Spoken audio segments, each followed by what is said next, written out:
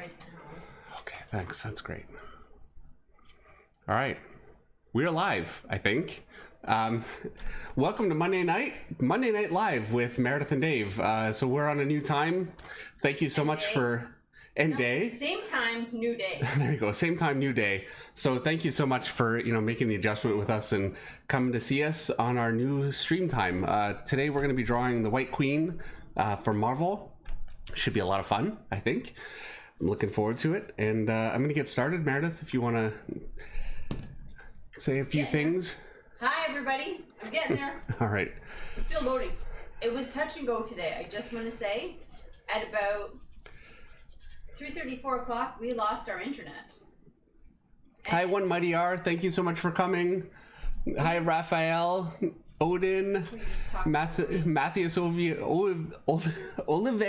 Sorry. Oh my gosh, Kenny Wang. Hey, you know what? You're no better. Not a person's here. Jordan. All right. And Eric's here. Great. Thank you, Eric. Thank you for being here. Eric is our moderator tonight. We're all just glad that we have internet tonight. We are. That's really where we're going. And Dave didn't say it, but I will. Hey, the most unique channel name Meredith has ever seen. Oh, I missed that. I would have said it. Yeah, because it's the most unique name Meredith has ever seen. And Right. It's Meredith in the title. That's why I ignored That's it. right. You totally ignored it. So, how's everybody this week?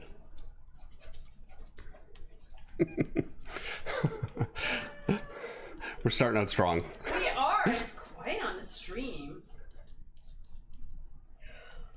It's Monday. This is the problem going with Monday. Everybody's like, wow, man, it's Monday. Speaking of Mondays, did you lay this out in advance?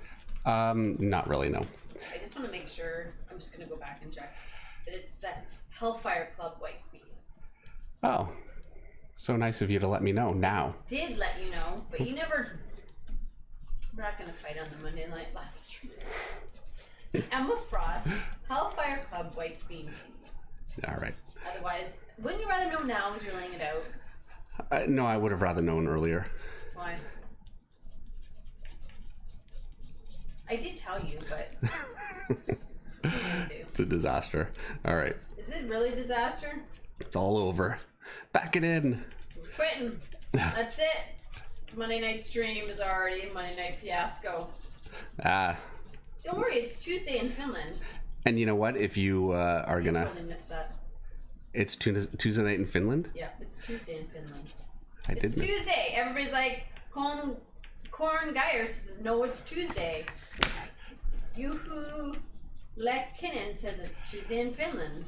So. Well, everybody, you get to watch me struggle with this just a little bit because I did not lay it out. So. Oh, see? It doesn't matter that it's the Hellfire. You just need reference, right? I need reference, yeah, and I'll get there in a second. Okay. Everybody can watch Dave and look for reference. All right, let's see what we've got here on the stream. Now we've got a few more people chatting it up. Put the hand more like here, I think. Pardon? Talking to myself. I said I'm going to move the hand, which you probably can't see yet, but I didn't like it. Dave, Alan Moda wants to know when you'll do a new tutorial on which device. Well, any tutorial I do right now is going to be with. I'm doing them with pencil just because.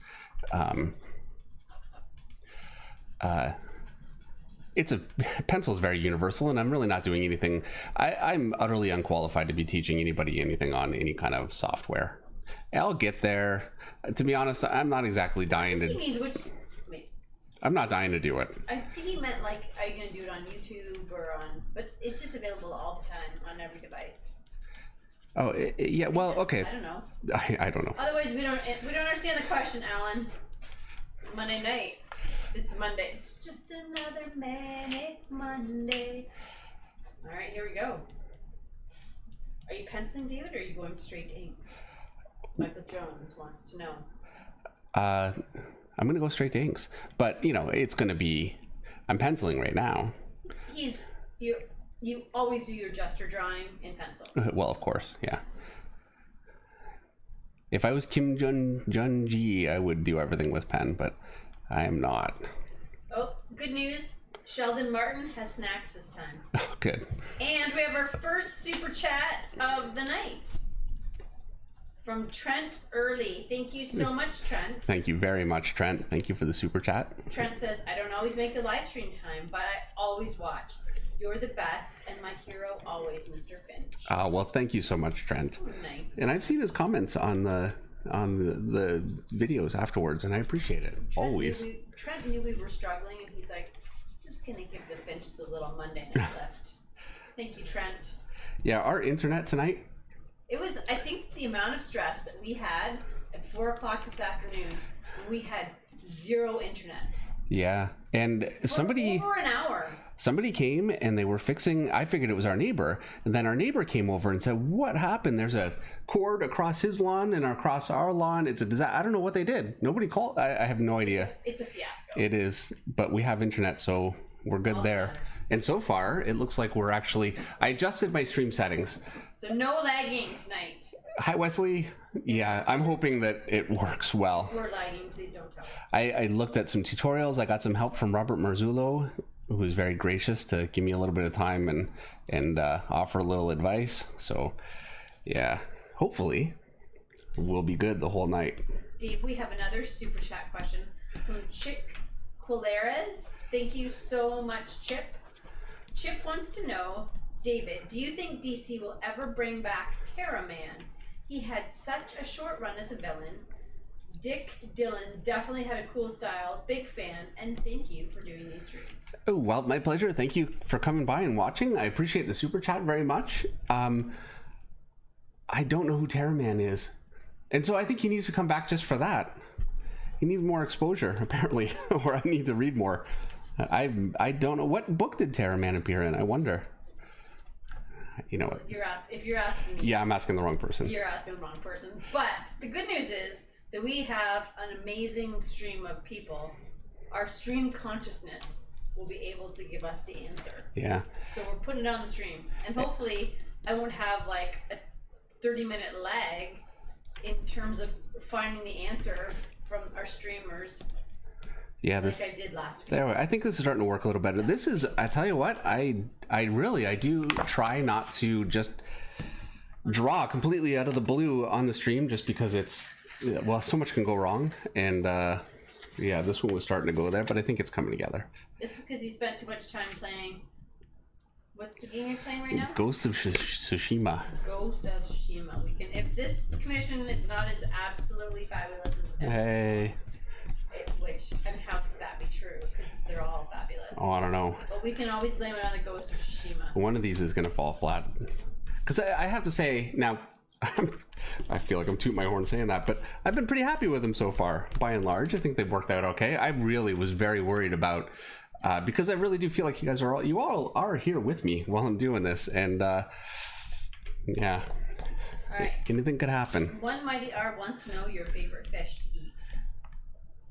Pickerel. Mine. Pickerel. You pickerel? Were you going to say pickerel? Actually, I was going to say halibut, but I really like pickerel too. That's like, can we do freshwater and ocean? So ocean fish is halibut. Okay. Freshwater is pickerel. Okay. But pickerel, like, because I mean, we get to eat pickerel when it's, you know, a few hours old. Meredith's parents have a cottage up Lake Temagami, which is northern-ish Ontario. Yes. Northern enough that it's pretty cold, and so we go fishing in the summer when we can get up there. I don't know if we'll be able to this year. Hopefully, I'm pushing for it. We'll see. Well, feel there free you to go. go. Feel free to go. All right, I'm not going to go without you. I know you're not going without Your me. parents would not be happy. They would totally take you without me. I think they like you better. I'm just saying. I feel like you dangled it out. Like you said that to my sister too. You're like, oh, I wish we would go, but you know. But when it actually comes to it, I'll be like, you don't want to go either. I do want to, and the thing is, do and you don't. I do, It's but a yeah. freaking long drive. And we You got know a what? lot going on this summer. She needs to have a little smile. Yes. And because this is a female commission, again, I don't have. There's amazing. It's amazing how much you can cover with shadow. You can get away with so much, and with women, I can't do that as much, not as effectively. You can draw a shadow on women. It's not like you can't, but it can really alter the the look of the piece. And so yeah, I try to make sure that I'm a little bit more sure on what I'm gonna draw before I start inking. So Alan clarified his question. Okay.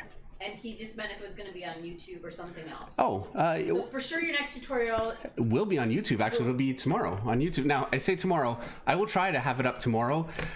Tomorrow might be 1 o'clock in the morning. I try not to do that, but yeah, it will be. I'll be working on it tomorrow. So you know, and it'll be out later tomorrow or very early Wednesday. It's going to be on textures, and I've been debating, Meredith. Still, and you know, I really should have this plan better now because I've been very busy. I'm always so busy and things never change, but I've been really debating to do like a rendering on figures, you know, and talk about that, or do like textures in general, like stone and, you know, walls and cracks. And you're gonna do textures? Yeah, that's a good call. I like the idea of doing textures. I'm not entertaining any suggestions tonight, just so you know. He's doing textures tomorrow. Okay, textures, and you know, entertain suggestions for the next one. Rendering will come up, but you know, in some ways, I kind of. Well, no, I'm going to do render. Here's the thing: I'm doing Skillshare. I talked about this actually with Robert Marzullo. Thank you, Meredith. With Robert. Sorry, Robert. And SES Powerlifting is here. SES came up with our name for our stream, so thank you so much, and thank you for the super chat. I feel like there. No, I did the super chats. Oh well, I just doing them out of order. I looked up on the. Oh, I'm sorry. I looked up on the screen. And I saw it. It's all right. We love SES. Yes. All right. Since we're doing super chats right now, pretty soon we're going to be paying SES super chats. We have a super chat from Mucho315. Thank you so much, Mucho. And he says, "All right, finally watching your stream on my day off. Oh, Just that's happy great. to be here since we missed the con here in San Diego." Well, that's great. Thank you so much for coming. I'm glad we were able, and I'm glad this worked out on your day off. I know anytime you change the day or any day that you pick or time you pick, it's going to work for some people and then not for others. And it's, you know, I really wish that there was a time I could pick where it would work for everyone. It's just, fair enough. Yeah. Can't make everybody happy. All you need to worry about is making Meredith happy. Yes. Yes. If Mama ain't happy, nobody's happy. All right, and we have another super chat from Galrosk. Galrosk, thank you so much for the super chat. Thank you, Galrosk. He wants to know, have you ever taken a break from art because you're feeling frustrated or discouraged?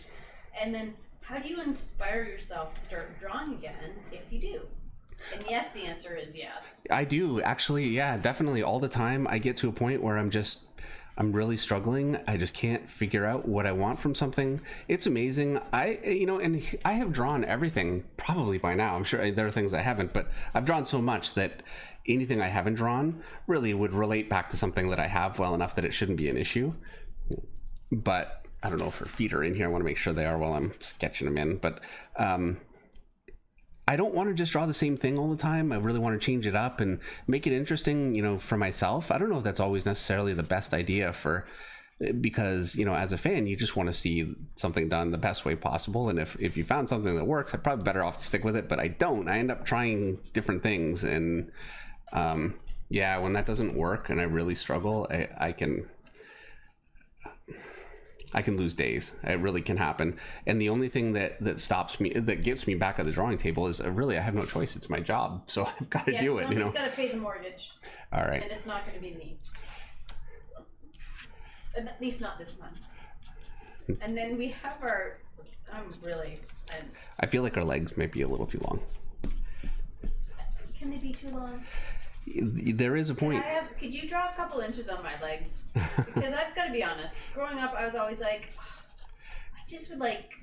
I'm short. I'm 5'4", not quite. 5'4". 5'4" if I stand really tall, maybe lift like a little bit off the ground. 5'4" is perfectly good height for a woman. Is it really? I be like 5'5" or 5'6". I wanted long legs. Not my lot in life.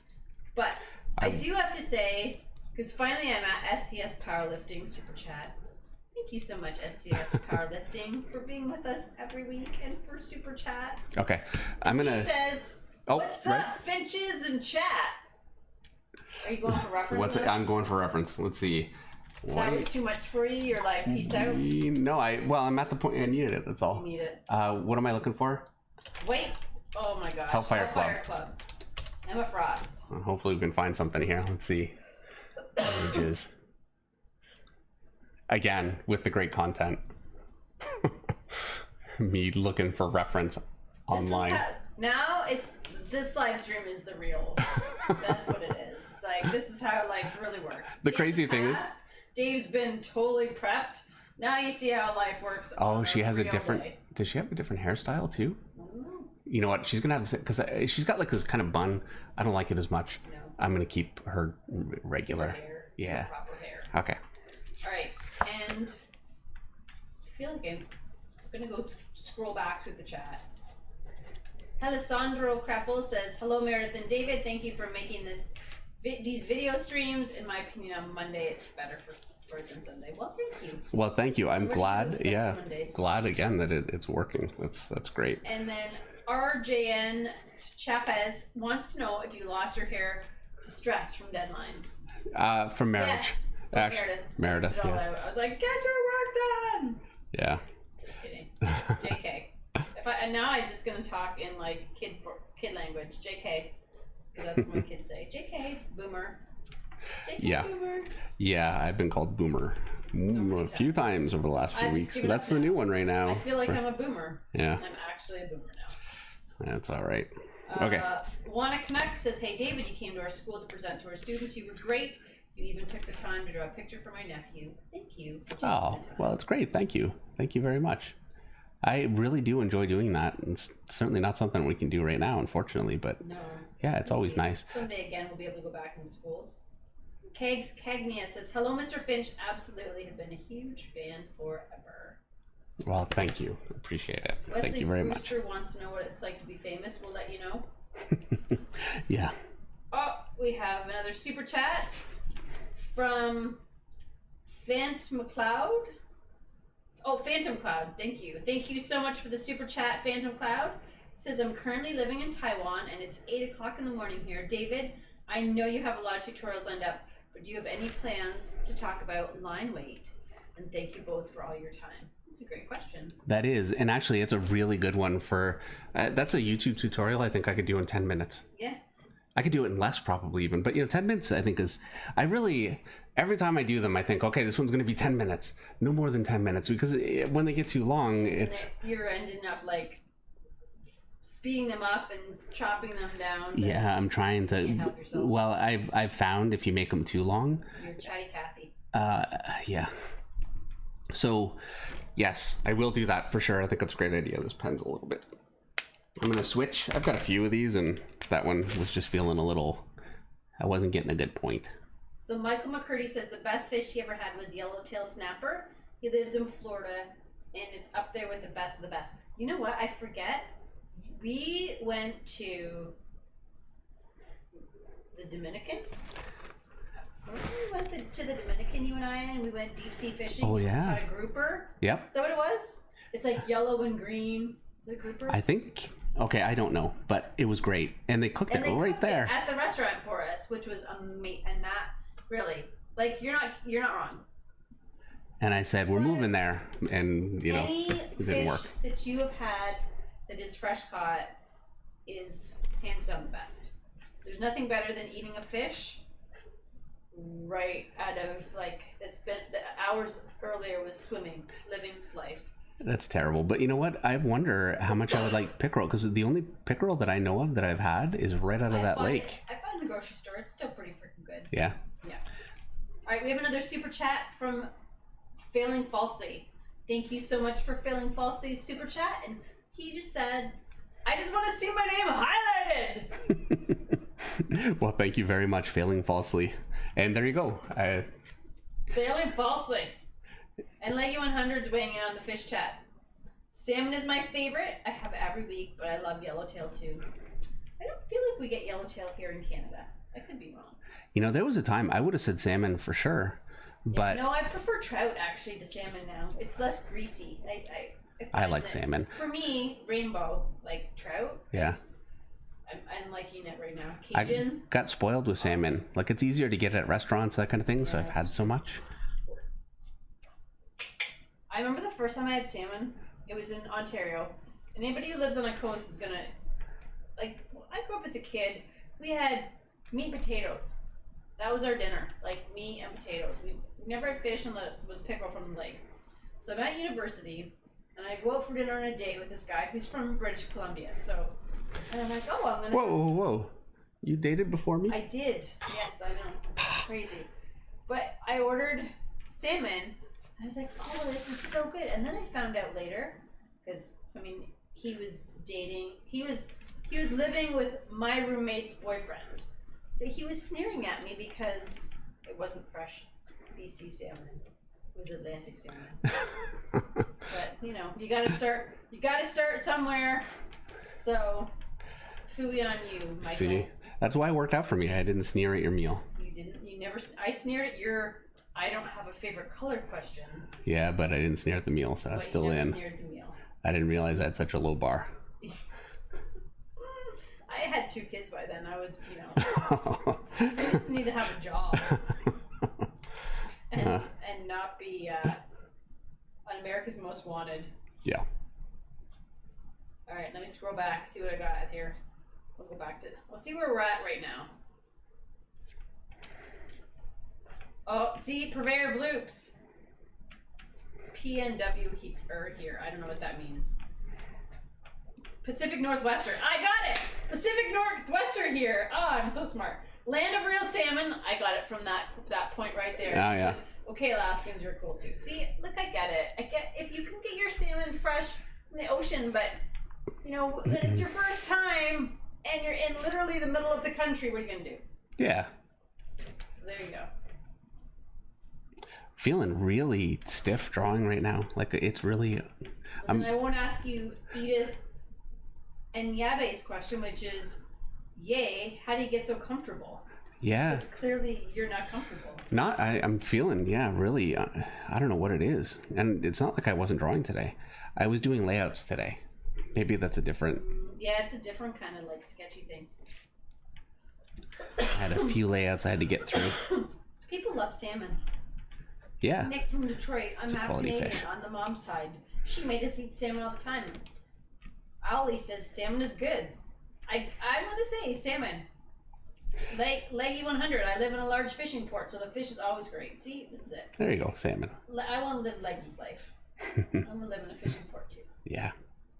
All right, let's get back to the real deal. Sheldon Martin wants to know how long it takes to script a comic, Meredith, and do you set the story arc first? Absolutely, yes. I set the story arc first.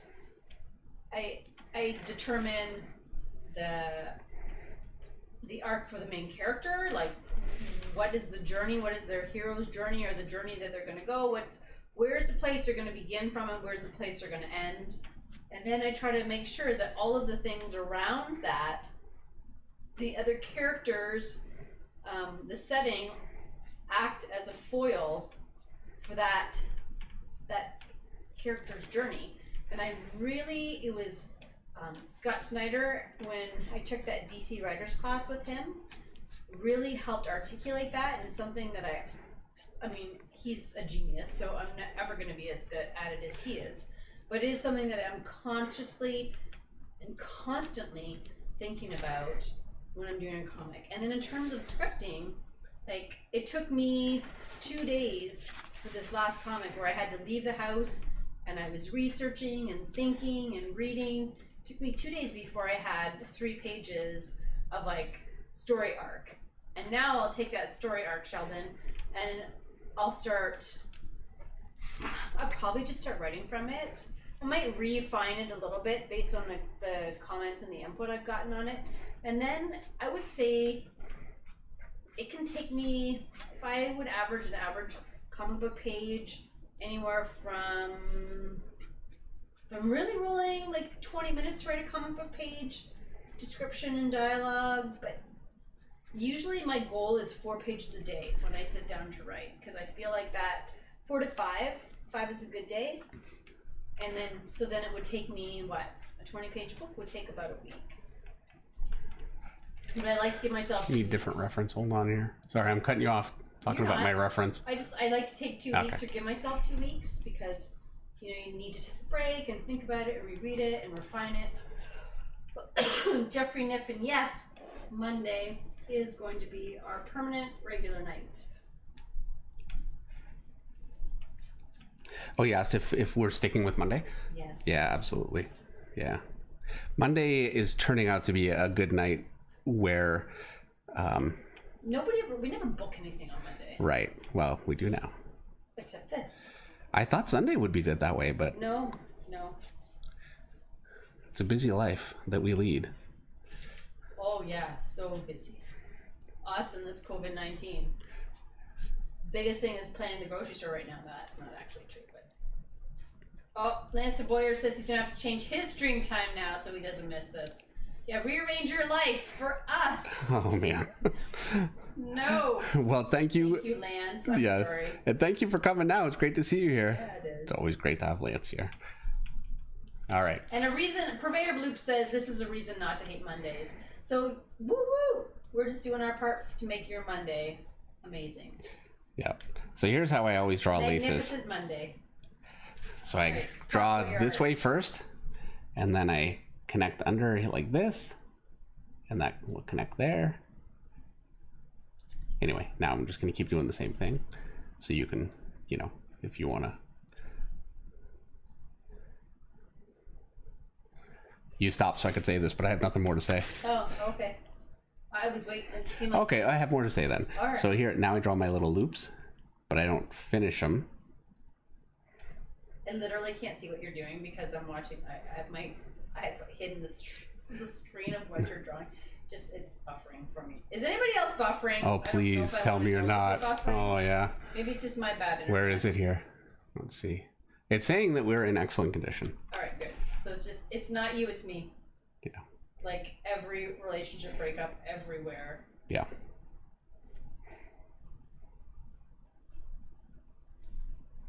Oh, we're better. Henry Jeremek says Monday Night Football can't compete. Good news is we'll keep replaying. We understand if you need your football, but we are better. I agree. I think we're better. I don't personally watch sports. Kenny Wang says the stream is really smooth. Thank you, Kenny. Okay, great. That's great. I hate Google says no buffering, all good. Thank you. I'm so stressed out after last week's buffering fiasco. Yeah, me too. I just gave her nails and she has a glove. Keith Dotson wants to know when Meredith gets her own mic. Okay, so Keith, we have talked about this, and she absolutely should have her own mic, and she should have her own camera too. She never wants to be on camera, which is crazy. You're a lot better looking than I am. I could be in my pajamas right now. Just but you're not. I'm not. So. But I could be. I don't have to do my hair. The reason I haven't done it yet is because I don't know how. And I looked up some tutorials for how to do it, and the complexity is... We wouldn't be able to be in the same room. Oh, no, we would be able to. Then you put on headphones. Like, it's possible. I mean, right now at this point, without sort of getting some kind of mixing board and going into all kinds of complicated rigmarole. Right. So... If nothing else, I could say Meredith does not have her own mic, not because, she's less valuable to the stream. Because I can project my voice. She can project her voice, and I can't figure it out. Am I not projecting my voice well? Actually, you always do pretty well, yeah. You watch the streams back, right? I do. So. And I see all the comments that you miss all the time, every week. Comments get missed, and I think, oh, no, I do a pretty good job with the comments, come on. You do. I mean... I scroll through. What you're saying is you miss all the comments that say, David, you're so great. I love your art so much. That's what you're talking about, isn't it? Yes. I know it is. Oh, and we have another super chat. Thank you so much. Just a super chat from Galarosk. Thank you very much. Thank you so much. Always appreciated. He's kicking in from my mic. Oh, there you go. Well, yeah. Well, I'll tell you, and getting a mic. Oh, I know, but yeah, getting a mic set up. That's another thing. It is actually once you get two mics, you need to have this whole soundboard. Anyway, it's a thing. We are simple people here. Yeah, we're gonna get it worked out. We are simple people. We are, but we'll get it worked out. Maybe in a year. And I am such not a technical person, and already just getting this stuff fixed. I wouldn't be on YouTube or doing any of this if it weren't for Jimmy Reyes. And I would not be anywhere near as far along with what we've got going on if it weren't for Robert Marzullo and some of you guys have really helped. Eric Grove has been a huge help, and you guys are the best. Yeah, you really are. Great community. We are so blessed. Okay. And we also have a super chat question from Brad Scott Art. Thank you so much for the super chat, Brad. Brad Scott? Brad. I'm just going to go with Brad. Brad, thank you very much. Thank you, Brad. Brad said he met us at a Florida con, and y'all both signed my DC Rebirth book. I also have a Batman Dave drew for me at another con in Florida. Next time, Bane number ? Just thanks for what you do for the community. Thank you so much, Brad. That's very nice. Thank you. I see Wesley Brewster, and I keep seeing this question, and it's do a collab with ZHC. I keep seeing that question all the time. And yeah, you know, I would totally do it. I'll just throw that out there. Of course I would do it. ZHC, if you're watching. Yeah. And, you know, we have talked. Dave said he'll do it. Not about doing that, though, but yeah, at some point, you know, we really should, and I think it'd be a lot of fun. And, you know, he has a few followers online. So, you know, it might be good for me. I know. It's so funny because Everett, our 16-year-old, is like, dude, ZHC, he wants to, like, talk to you on Instagram. You're not responding, blah, blah, blah. He's like, so we're apparently not very good at this kind of thing. We're not hip. We're not hip people. But since you say you don't read enough comments, David, I just want you to know that Charles Petrie says, it's really great having Meredith read the comments. Well, thank you. Why am I saying thank you? I'm just, you know, I'm reading comments. You asked me to read more comments. Oh, this pen is... Not a person... Oh, wait. Here. I'm going to go to Gabrielle Santos. Don't worry, I'll get to you, not a person. David, what's your favorite comic book you've worked on?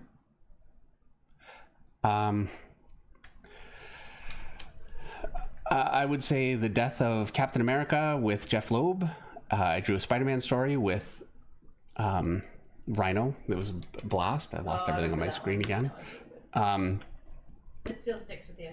Yeah. And it was a great story. And really, for Jeff, it was a very personal story. He had just lost his son to cancer. So, you know, it was a big, bombastic kind of a story. But it was... Draw some... Like, he was like, David...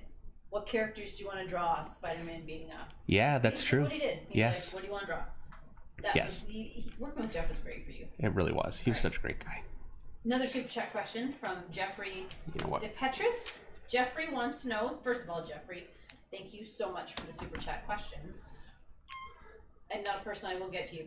Hey, David Meredith, love your stream. Do you ever color any of your sketches? And if so, could you do one on the stream? You never color your work.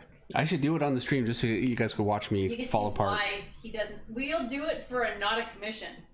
It'll be watch Dave fall flat on his face day. Yeah. All right. Ali wants to tell you he was able to buy a Posca white pen. Oh, great. And that Ali also has other colors and they're fun to use. Well, hopefully he's liking them and they're working. Not a person wants to know what kind of mic you're using.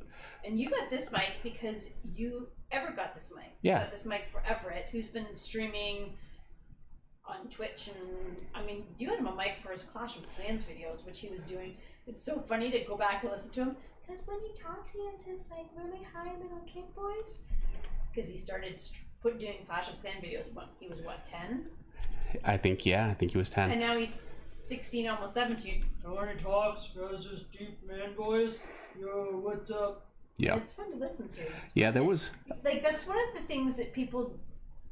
is great about kids being online, is that you get to have... You watch them grow up online. Like, you in ways that you wouldn't... Like, it's not a videotape of a moment. That everybody records and nobody watches. Yes. It's such a shame. Yeah. It's true, yeah. So. Well, oh, mics. What is this mic, though? Oh, it's a Blue Yeti, and,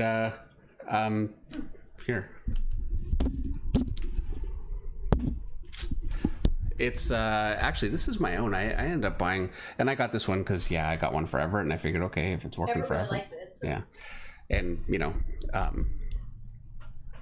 it's a USB mic, so there wasn't any need to get a sound mixer and really all the kind of thing that I'll have to get in order to do. You know what? I'm missing a few details here. Yeah, when Meredith gets a mic, which you will, you need to at some point. You really do. And I can hear you fine. I think everybody can hear you, but you know, it's... I'm just background. I'm just in background. I mean, really, the alternative is for me to sit beside you and speak into the same mic. But the couch is much more comfortable. Right. So, Dave, Jose Morono wants to know how many heads do you use to measure her? How many heads would you say women are? Okay, I'm gonna say 9. Okay, fair enough. But you know, I'd be reluctant to measure. Okay, let's find out. This could go badly. So that's about 1 there, 2, 3, 4, 5, 6, 7, 8, 9. Was it what, 7? Yeah, something like that. 7, maybe 7 and a half. Don't ask questions where he exposes his ignorance. So bad. Let's go to another question from Pat Kavanaugh, where Pat says, Dave, you're so great. Oh, well, thank you, Pat. You can't measure body heads by heads. I love your art so much, but I was curious, what body of sequential art you are most proud of? I think the Batman stuff that I did with Tom King, I'm very proud of that. I thought it was a great story. Got a little much. I had to get some new ink, and it's really coming out. And now I've got my mic all set up. It's all, there we go. Okay, we're good. Yeah, the Batman stuff with Tom King, the Moon Knight stuff I did. Moon Knight, actually, it was a really great writer. I've read some of his books. It's Charlie Houston. He was a phenomenal writer. He wrote mystery stuff. Anyway, he's great. And it was his first comic that he had really done. And he just really blew Marvel away with it. We fought so much on that book.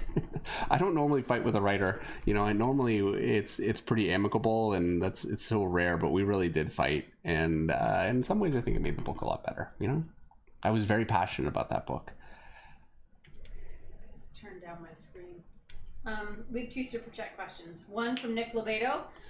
Welcome back, Nick, and thank you so much for your super chat question. Nick wants to know, what direction should hatching or cross hatching go? Okay. So, I've got so much stuff on my desk. Seriously, the first super chat, or the first, you know, stream that we did, everything was so organized. Now I'm just shuffling stuff aside from my work day. Okay, so let's say I've got an arm, which is a tube, and I'm going to light it this way. So it's very simple. Now you have a few choices. My light's coming from, I'm going to say here at this angle. I can round around, and this is what I'll generally do, is I'll round this way. I'm just going to go simple with it. Another option is to render upward this way. And another option, which you see in classic comics a lot, is to actually render toward the light. And I'll do this for, let's say if I've got a shoulder. And here's my arm. This is probably a better example for this because it rounds down a little bit more. So here we go. And with this, I actually probably, I could render across, and this will be rendering across again, same way I did before. I can render upward, and because I want to follow the form upward, I'm going this way a little bit more. And then I can also render up into the light. And so I only ever take 3 directions. And what I'll generally do is, depending on the form, this might be, I think this direction here would be my default toward the light for something that has like a good rounded under form. For something that's more of a cylinder like this, I'll always go around this way. And then just for some extra rendering, like, you know, I'm making a mess with some of the stuff here, but when I render this way, no, I'm sorry. It's a fiasco, Meredith. Okay, so when I render this way. Now, this is the week it got real. I know. We went to Monday and it all got yeah, real. this is what Mondays look like around here. Monday is okay, fiasco. And so sometimes I'll render across this way just to give it a little bit extra. And I might space it out a little bit more and break up the line a little more just to, but those are the directions that I render in for everything. And you know, please tell me. Please tell us we're still on. Are we live? I don't know. I hit one button. How could we not be live? Oh, come on. I totally lost it. I know we're still live though. You just lost the pay. Now you're making me worried. Okay, I'm entering the stream. Dave, I didn't close it though. Did you kick yourself out of the stream? Okay. Either we've been here this whole time. Or Dave kicked himself out of the stream. I'm gonna move the mouse over here. It really is Monday Night Raw. Ay. We could not have picked a better title for this show. Monday Night Live. I know, but it's like Raw. Oh, okay. Yeah, it feels like Raw Mondays. Yeah, it does. Kevin Brethauer, thank you so much for the super chat, Kevin. Thank you, Kevin. Super chat. So well. Thank you so much. Thank Kevin. you very much, Kevin. And I'm behind in super chats right now. Daniel Castelli, hey Daniel, good to see you this week. He says me projecting in the back is quite charming. Oh, Daniel, just tell me where to send the money. Well, thank you for the super chat, Daniel. And thank you so much for the super chat, Daniel. And then we have a super chat from Jeffrey Niffen. Jeffrey, thank you so much for the super chat. He says, I bought your Noman DVDs and the videos from your sites. From what site? Not sites, because we only have one site. They've been so helpful in my progression of my drawing. Also bought a navigation ruler, which, Jeffrey, I'm guessing you love, because that ruler is genius. Yeah, it really is. And thank you so much for, buying the videos. Oh, you know what? I'm just going to say quickly, Meredith keeps giving me a hard time because I never mentioned that we have a video or two videos up on the website. We've got one on perspective and backgrounds and one on figure drawing on dfinchartist.com. So, feel free to, check it out or don't. I don't want to hate trying to sell something, but there you go, Meredith. Thank you. Advertised. I mean, people, inquiring minds want to know. I mean, while we're waiting for your Skillshare to get up there. Yeah, and I put a lot of work into those, so. How can I access your skills in a longer format than your 20-minute sped up tutorial videos? Well, and they are real time, which is nice. But yeah. You want to know about perspective, you have an awesome perspective video that's out there. Yeah. Or you want to know how to draw dynamic superheroes. There's so much to learn. I mean, you've been doing it for forever. But I digress. Failing Falsely has a super chat question. Thank you so much, Failing Falsely, for the super chat. It says, I learned about you from Richard Friend and keep some of your work. Any thoughts on how he inks? I know you love Richard. Oh yeah, absolutely. He's such a great dude. I love Richard. I haven't seen him for a little bit. Whenever we're at a convention together, we always try and get together. And he is an incredible inker. I think he has such a great control over the tools. Such a nice guy too. Yes, I'll never have the kind of control he has. I really had to reconcile with that. But it's, to me, he's such a great inker, not actually so much because of the tools at all. He's an artist, and if you've seen his YouTube channel, I'm sure you've seen some of his art that he's done just on his own, just ridiculously cool stuff and really creative. Like some of it's more comic art-ish, but a lot of it's illustration. And I feel like I can see influences from some older illustrators, and then some things he does, I don't know where he's getting it, just really creative. Anyway, yeah, he's great. I love what he did. I made his life miserable for a long time. I'm sorry, Richard. But we still love him. Yes. Hopefully he still loves us. Hopefully. All right, next super chat question is from Richard Stoltz, and I feel like this one's directed at me. How do you go about choosing sound effects? I never know how to spell a sound. And I will tell you, Richard, that was something that I struggled with a lot when I first started writing comics. And I just Google onomatopoeia stuff, like if I don't know how to do stuff. And then I keep on my laptop a little sound effects library. So every time if I've had to make up a sound or I've needed a sound, I go back and I go through that library to figure out what the sound is of whatever I'm writing. And there's some like basic ones, like a punch is like a cronk or a thunk, or like whap, cronk, smack. Whap. Like there's some sort of basic ones like phew or hey or like there's some snicked.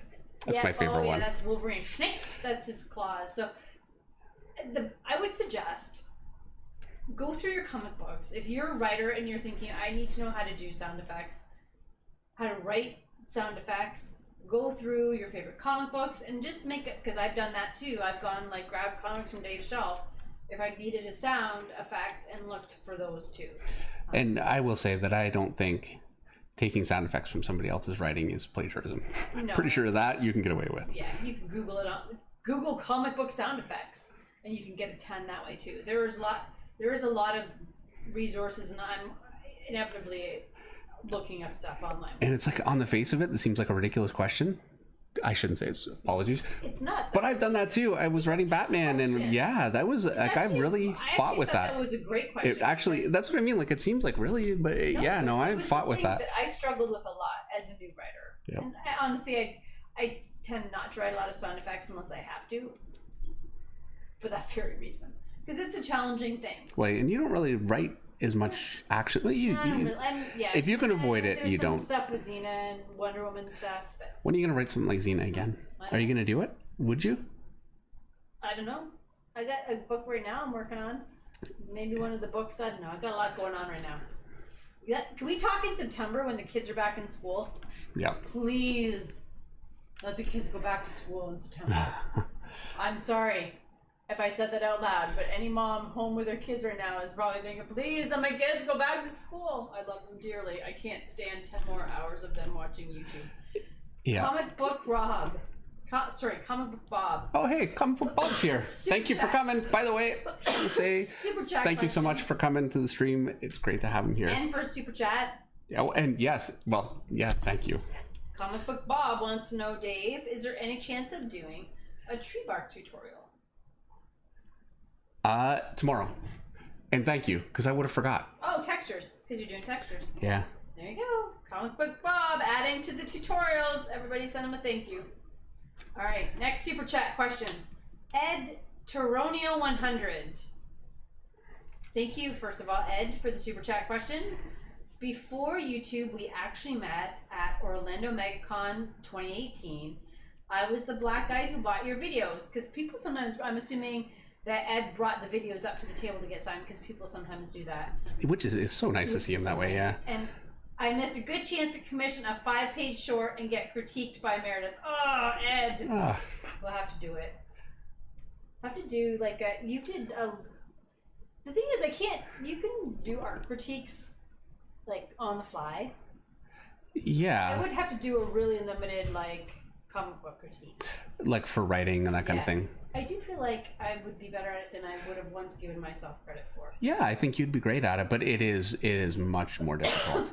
It is a challenge. And you know, cheers to Scott Snyder. I mean, he is such a phenomenal writer. And he's a phenomenal teacher. Yeah, and he takes the time. And you know, with writing, it's a undertaking. So, you know, he deserves so much respect. He really does. And Kenny Wang says, "You are so behind, Meredith." I know, Kenny. I really am so behind. I'm getting there though, Kenny. And I'm so behind that comment. It's like, that was so long ago. Chip, I have another super chat from Chip Quileras. We chat too much. This is the problem. We start getting off topic. Thank you, Chip, for the super chat, first of all. David, do you recommend the Loomis method for getting into gesture drawing, trying to get back into drawing? Read up on Terraman. I'm coming for a commission when I get some cash after quarantine. So you better figure out who Terraman is, Dave. Okay. All right. And do you recommend the Loomis method for getting back into gesture drawing? Absolutely, yes. My favorite method is the John Buscema method, really, and it's just a how to draw comics the Marvel way method.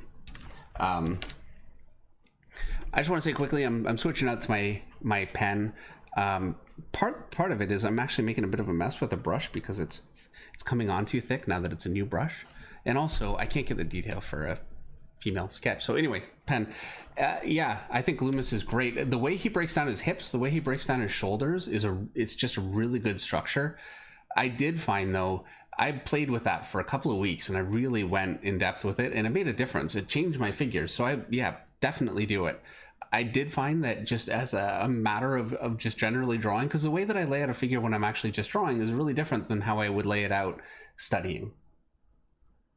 Especially if I'm studying, you know, a particular style of laying something out, obviously. But yeah, the way that I lay things out, it's a really, really sketchy kind of a tube form. And it's much more similar to John Buscema. And that's really the first one that I learned. So I think I kind of learned that one. And Mark Silvestri, my old boss and teacher, he's a huge John Buscema fan, and it's a big influence for him. So that kind of fit there too. It made it easier for him to help me with my art. So yeah, I would say John Buscema, definitely, try out the Loomis, the whole hip kind of disc and ball joint system for the hips. It's really very, very useful. All right. And we have another super chat from Jay Carlson, which I think brings me up to date on the super chats, because thank you, Kenny, for reminding me I got behind. Jake, thank you for the super chat. Jake just says, "Hey, Dave and Meredith, hope you guys are good." Hey, Jake. We're good, yeah, thank you. Yeah, we are good. And thank you for the super chat. It's been a good day. It has been a good day, all in all. Internet troubles aside. We didn't get any fights with anybody else or each other. Did we not? I don't think so. And we have a hole in the ground. There you go. Yeah. That's exciting. So, for context, we're building a house. So, I'm very excited about it. And so far it's a hole in the ground, which, when you're building a house is an exciting thing. You'd think, but yeah, we're building a house. So Meredith gets her farm. Yeah. I can have all my horses just with us. All right. I feel like I'm caught up in the chat, so now I'm going to scroll backward. Brain games, I'm not going to ask your question. I won't ask it. Thank you, Galrosk, for saving me with the super chat question. What and who have you drawn that you absolutely hated to draw, but did it anyways because of the paycheck? And did it affect the quality of your art? Okay. Apologies. You said you wouldn't read his question, so now I'm looking at the thing. I don't want to know what the question was. The question was if you've ever worked with an inker who ruined a piece of yours beyond the point of repair, and did it come to blows? Come to blows? No, of course not. But yes, that certainly happened. I like the positive questions. Okay. Yeah. So I didn't want to ask that because it feels like a negative question. All right. Fair enough. But then I had to know. See, this is a problem. Negativity. I know, but I feel like I have to respond if people ask. So anyway. But this is why it's so popular, right? And now I'm like, what? Wait, what? What? When? Can you answer Galrosk's question? Yes. What was the question? I apologize. What and who? You just got focused.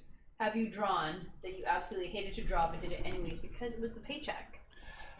I wish I could say that that's never happened, but there is no way to draw any book and love every single character equally. And does it affect the quality of your art? Yeah, it does. And usually the characters that I don't like drawing, I don't like because I'm bad at it. I just don't have a feel for the character, and when that happens, yeah, I think it does. There have been times I've hated a character, I've not wanted to draw it, and then I've done it and I've been really happy with it. But then I like drawing the character. So, but yeah, there have been a few times. Every once in a while there'll just be characters with just a design aesthetic that I just cannot make work. Yeah, lots of times their characters, it's like a new character introduced. Somebody else did the design, and you're like, why? I like design that follows the natural flow of the body and also the pinch points of the body. And when you fight it, I've drawn characters before where you can't lift the arm because there's just a huge thing that will cut right into the head. I can't draw that, and it drives me crazy. So yeah, things like that, and it happens. So David, Jeffrey Owen wants you to know that Richard Friend has said in his latest video that he'd love to work with you again. Jeffrey watches all of his videos, and you can really tell he's proud of the work you guys did together. We're going to do it. Heard it here first. He said yes, so he said yes. We're going to do it. Well, that's great news. That really is great because, yeah, I would love to work with him again. He is phenomenal, and I miss him a lot. What inking pen are you using right now? I'm using a Tombow. Nathan Duenas wants to know. This is my, and I show this basically every week. It's my Tombow Fudenosuke brush pen, and this is the hard one because I cannot control the soft one. Soft one for me is almost like controlling a brush, which I have very little control over. And you can see, like the brush, I block things in, larger things. And I can go quite a bit further with some sketches, depending on, if it's a big area of black, or if it's got to be really, you know, kind of grungy. Like when I did Venom last week, I went pretty far with the brush because I could. But with something like this where it's a little more controlled, I switch pretty quickly. And even with this, I'm really, I'd be here forever if I tried to use the thin pen. So I'm using this, but yeah, I'm trying to be very clean with it, which can be a fight. Kirk's Quest wants to know if you can recommend a good sketchbook for inking practice, or do you strictly use Bristol board? Oh, you know, that is a really good question. I wish I had an answer. I don't know. It really depends on paper texture. Okay, yeah. So I'm going to say the type of paper that I use, it's Strathmore. I like smooth because it works better with the pens. They just roll across it easier. I'm not using a quill, which makes my paper much more forgiving. Quills are the toughest thing to make work with paper. So if you're using a quill, yeah, and I know the paper that I use is actually really good with a quill.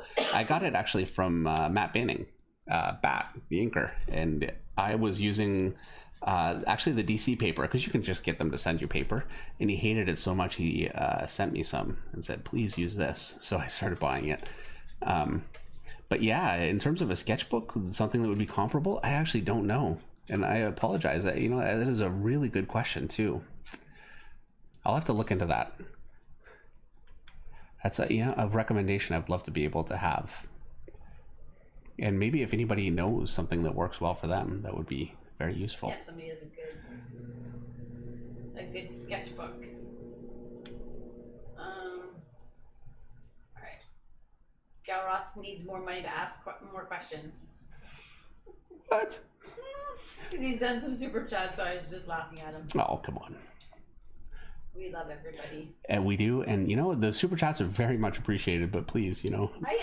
You questions, I do my best to ask questions that are, like, the super chats take priority, yes, because people have paid to have their question answered. But that doesn't mean that if you ask a question, if there's no super chats, that I won't come across your question and ask your question. I think sometimes too, I don't see all the questions. Yeah, you definitely don't. In the stream, like.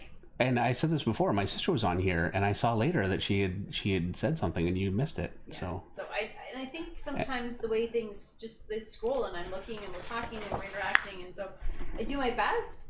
I think we're pretty good compared to most streams about getting to people's questions. What other streams are you watching? I'm not. Wow, it's a bold statement then. But that's what I'm saying. I think I can say that I qualified it as in my experience, which is nil. Based on my extensive experience, we are the absolute best. We are the best. And I'm going to seg that. Just takes me right into the next super chat question from Daniel Castelli. Thank you, Daniel, for the super chat. And Daniel wants to know, can you help me with a technical question? Say you're hanging, you might as well get your blank paper out here. Say you're hanging two figures on a horizontal line 4 feet above ground level. One figure is 7 feet and the second is 5 feet. This feels like math. How do you size the figures so the feet stop at ground level? Do you understand that question? I do. Okay. For me, it started to feel a bit like algebra. Yeah, I'm going to get a different piece of paper because one train leaves the station going 90 kilometers an hour. All right. The next train leaves the station going east at 20 kilometers an hour. I can't think when you do that. I mean, you know, not to interrupt you, but wow. Okay, so I've got my horizontal line here. And the way that I'm going to do this is I'm just going to, and they're on a horizontal line. You didn't specify where, so I'm just going to say around chest level. And now I've drawn his chest over the line. Around stomach level.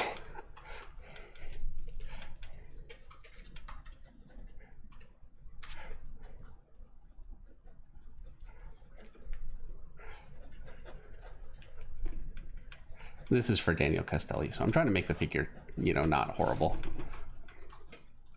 Okay. So here we go. Here's my figure. He's got a fist. He's a superhero cape, and he's 7 feet tall. And so you wanted another figure that is 5 feet tall. Well, I'm going to assume if they're standing directly side by side, somebody that's 5 feet tall would be just about here on him.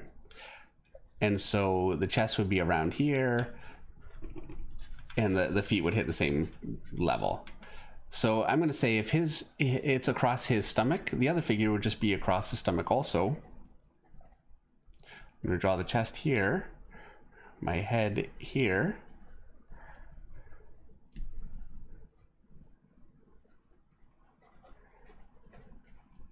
And I could draw actually perspective from this too.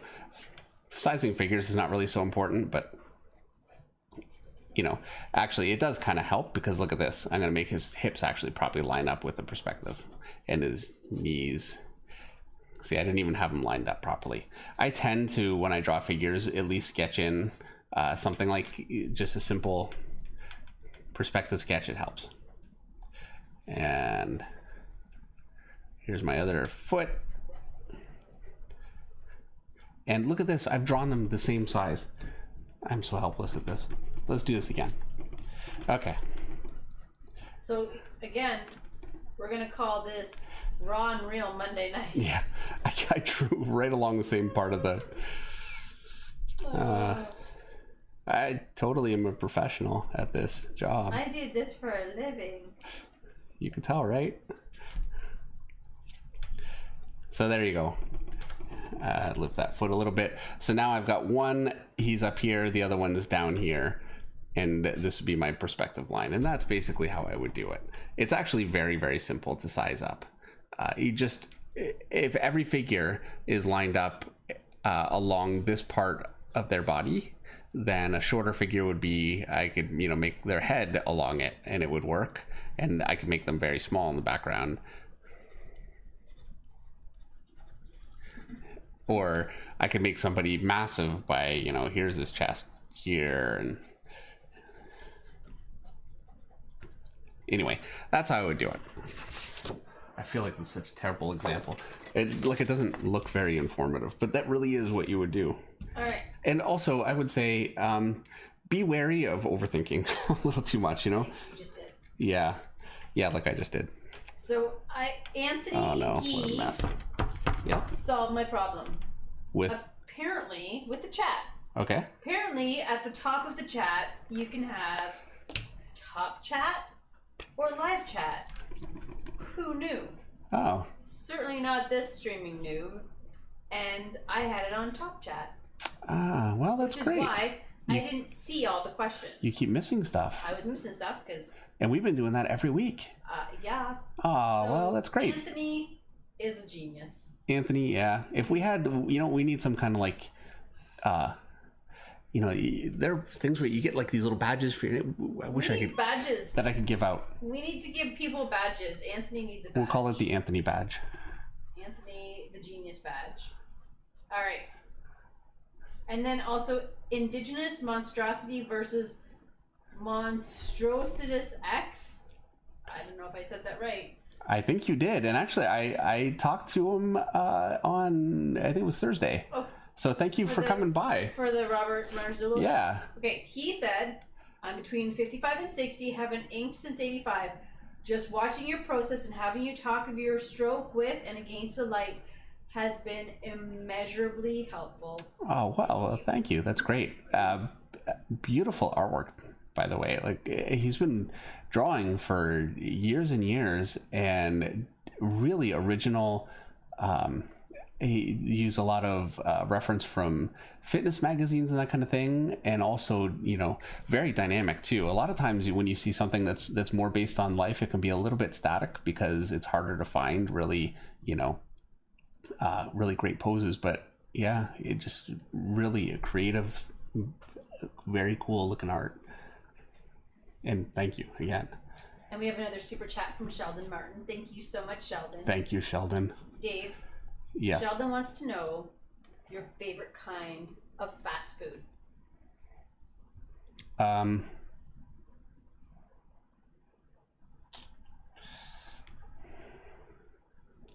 McDonald's, Tim Hortons Timbits? Does it depend on the time of day? Does Timbits is like beyond fast food though. That's even worse. Is it? I'm gonna say, you know what? I would have said for years. I would have said McDonald's, but I haven't had it for so long that I've kind of fallen out of. You stop craving things if you don't have them. So right now, I think I would say Subway. Does that count as fast food? kind of, yeah. I'm giving answers for you. I know, but my favorite fast food, in case anybody cares, right now. Oh, we care. Of course, we care. Is anything I'm not making. Yeah. Good point. Okay, you know what? I'm gonna say pizza. Pizza is fast food? Alright. I like McDonald's ice cream cones. I know they're not technically ice cream at all. I don't know that there's any dairy in them, but they're like my summertime treat. So after the barn, when I'm hot, I go to McDonald's and I get myself a small Coke and an ice cream cone. Or a French small fries and an ice cream cone. It's my little treat. But don't tell Isaac, because he'll want me to bring him something home too. Yeah, I end up getting him ice cream every Saturday. That kid gets more ice cream. That kid is so spoiled. Yeah. He gets ice cream from us, from his babysitter, McDonald's a couple times a week. Yeah, he does. He cannot feel complain. bad for that kid.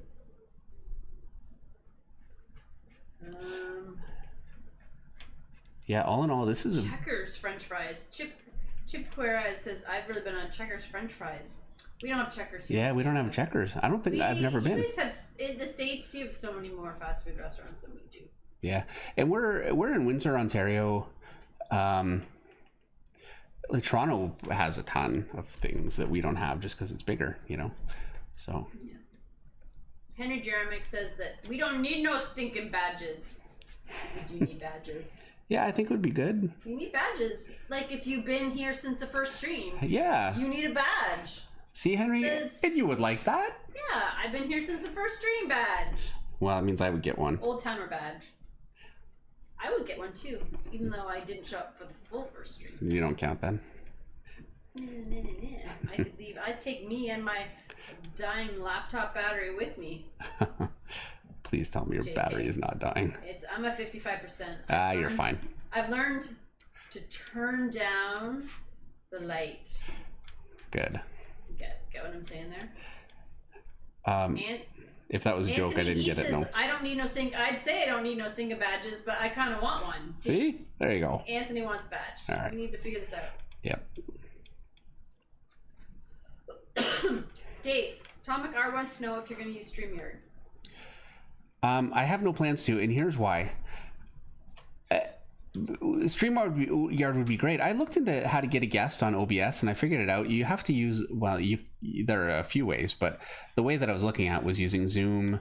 You have a call, you put that up on the screen. It's a process. I could do it, but the problem is that I'm kind of drawing and doing this all at once, and I'm a little afraid that I wouldn't be able to pull that off, and it would just turn into a mess. StreamYard would totally solve that problem, but I don't know how I would be able to put up my face cam and what I'm drawing at the same time. So it's, there's no easy solutions to this stuff. Yeah. All right. While you're thinking about this, Alex the Great 1233 wants to know, hey Dave, how would you do a chase scene? Would you zoom in on the feet first and then wide shot? I'm trying to start a story off with one and I need some help or ideas. Well, it really depends on what you're trying to get across. You could start with a wide shot and it really establishes everything, and then you could zoom in for a few tight shots and get some, and to be honest with you, that's probably more usually the way that I go. I don't know that it's the right way or anything, but I really like to make sure that my scene is established and everybody knows, when you're reading it, you know exactly what's happening and who's where and what's going on. So I dislike it when I'm reading something and I can't get a sense of what's happening for a bit, and it can throw me a little. So that's always so important to me. I kind of take that approach, but drawing in something tight and then getting that establishing shot in, and it really can work. So yeah, I don't know that there is not really a right answer to that. I think it's all preference, but the right answer, if there is one, is you need to know who's involved in your scene, who's running, who they're running from, where they are, and any details that put some context into your scene. So I try whatever it is, whichever method that you pick, as long as you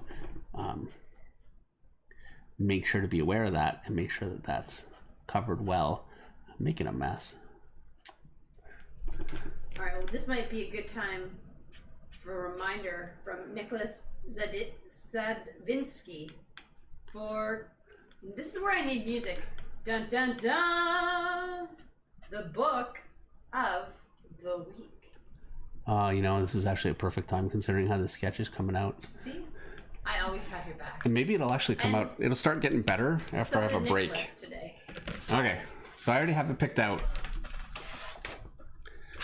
This book is absolute gold.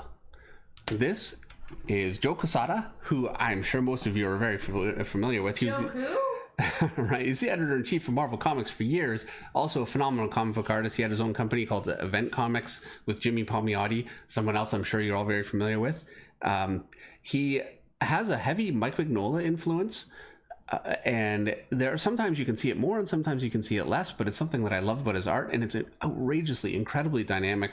I don't know where he gets it from. He's one of those artists, every once in a while somebody will come along that just does things that just seems like they come out of the blue. Anyway, this is it's an earlier book from him, and it's special for me because it's inked by Kevin Nolan, who actually inked another book that I showed a few weeks ago that was the Aliens, Superman Aliens. It was Dan Jurgens and Kevin Nolan. Now this one has a lot more Joe Quesada in it, and Kevin Nolan was much more faithful to the pencils, and I think it's such a great mix. All right, get to the actual book. Look at how great that figure is, just page 1.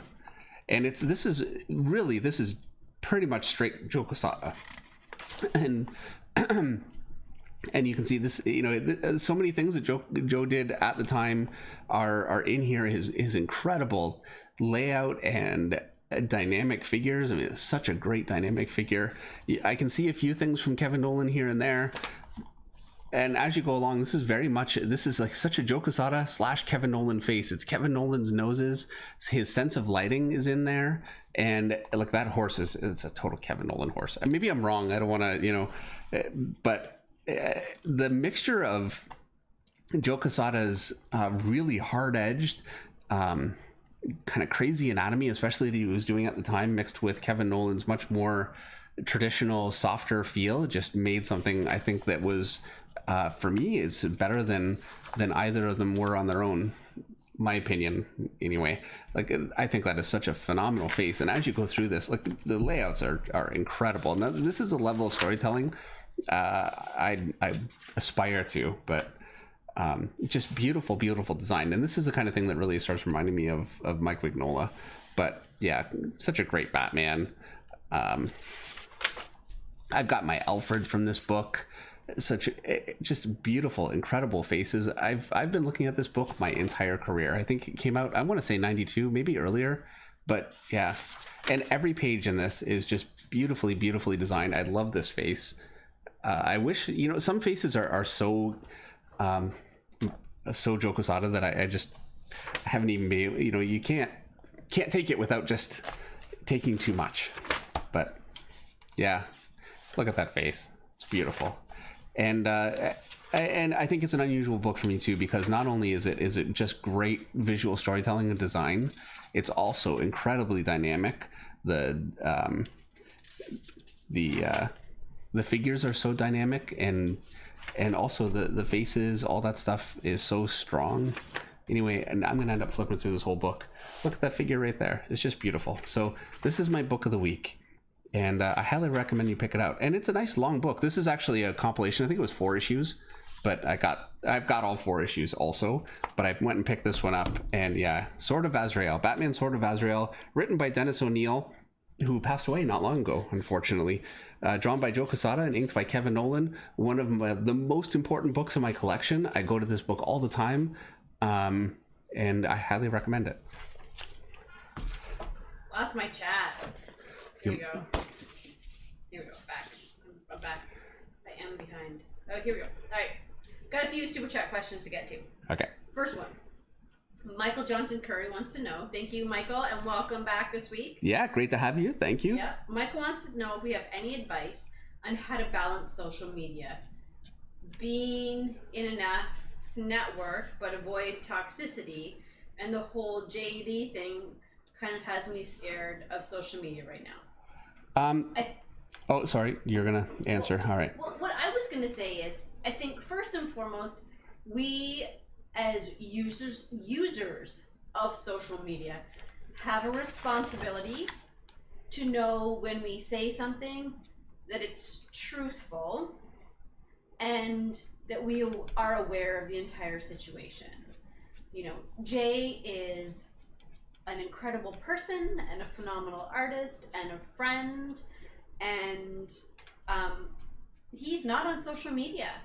And so from his point of view, somebody who he's known in the industry, somebody like Ethan Van Sciver, he's known Ethan for years. Dave's known Ethan for years. And so Ethan says, hey, I'm doing a new Cyberfrog comic. Do you want to do a cover for me? Jay's just like, sure, you're my buddy. I'll help you out. Yeah, and I highly doubt they're going around talking about politics. Because that's the comic book community. People have known each other for a really long time. And I just think, you know, I appreciate Tom sort of backtracking what he said, but I think that we have a responsibility to make sure, maybe we have a responsibility to make sure that the things that we're saying are, that we're putting out there are positive and helpful. So.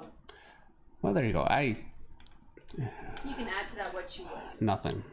I know Tom King and Jay Lee, and I really like Tom. I think he's a great stand-up guy. He is. And I think he is standing up for values that he believes in, and I could fully respect that. And, you know, sometimes things happen, and it's a shame.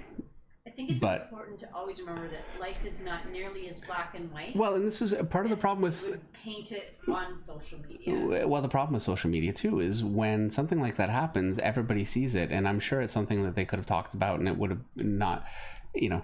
But just in general, I stay away from it. I stay away from social media entirely because I don't. I usually just use it to promote my own work. Yeah, I love to draw. I try not to get involved. I love all you guys, and I love the YouTube comments, and I love to draw and talk about drawing and a lot of things. But you know, nobody wants to hear what I think about, you know, politics or what. And to be honest, I don't. I know that I like to draw pictures, and you know, I don't want to. The last thing I would want is for someone, for any reason whatsoever, to feel like they don't belong here with all of us. So I think that's a great way to say it, Dave. Comics are supposed to be a place for everybody to feel included. So, or certainly let's hope that our stream and social media are that place. I think it is, though. I think we've been very fortunate to have a very positive group of people that we love everybody so much. And with that, we're going to roll into the next super chat question from Rodrigo Catraca. First of all, Rodrigo, speaking of love, thank you for the super chat question. And Rodrigo wants to say, Dave, thank you again for the feedback on Robert's stream.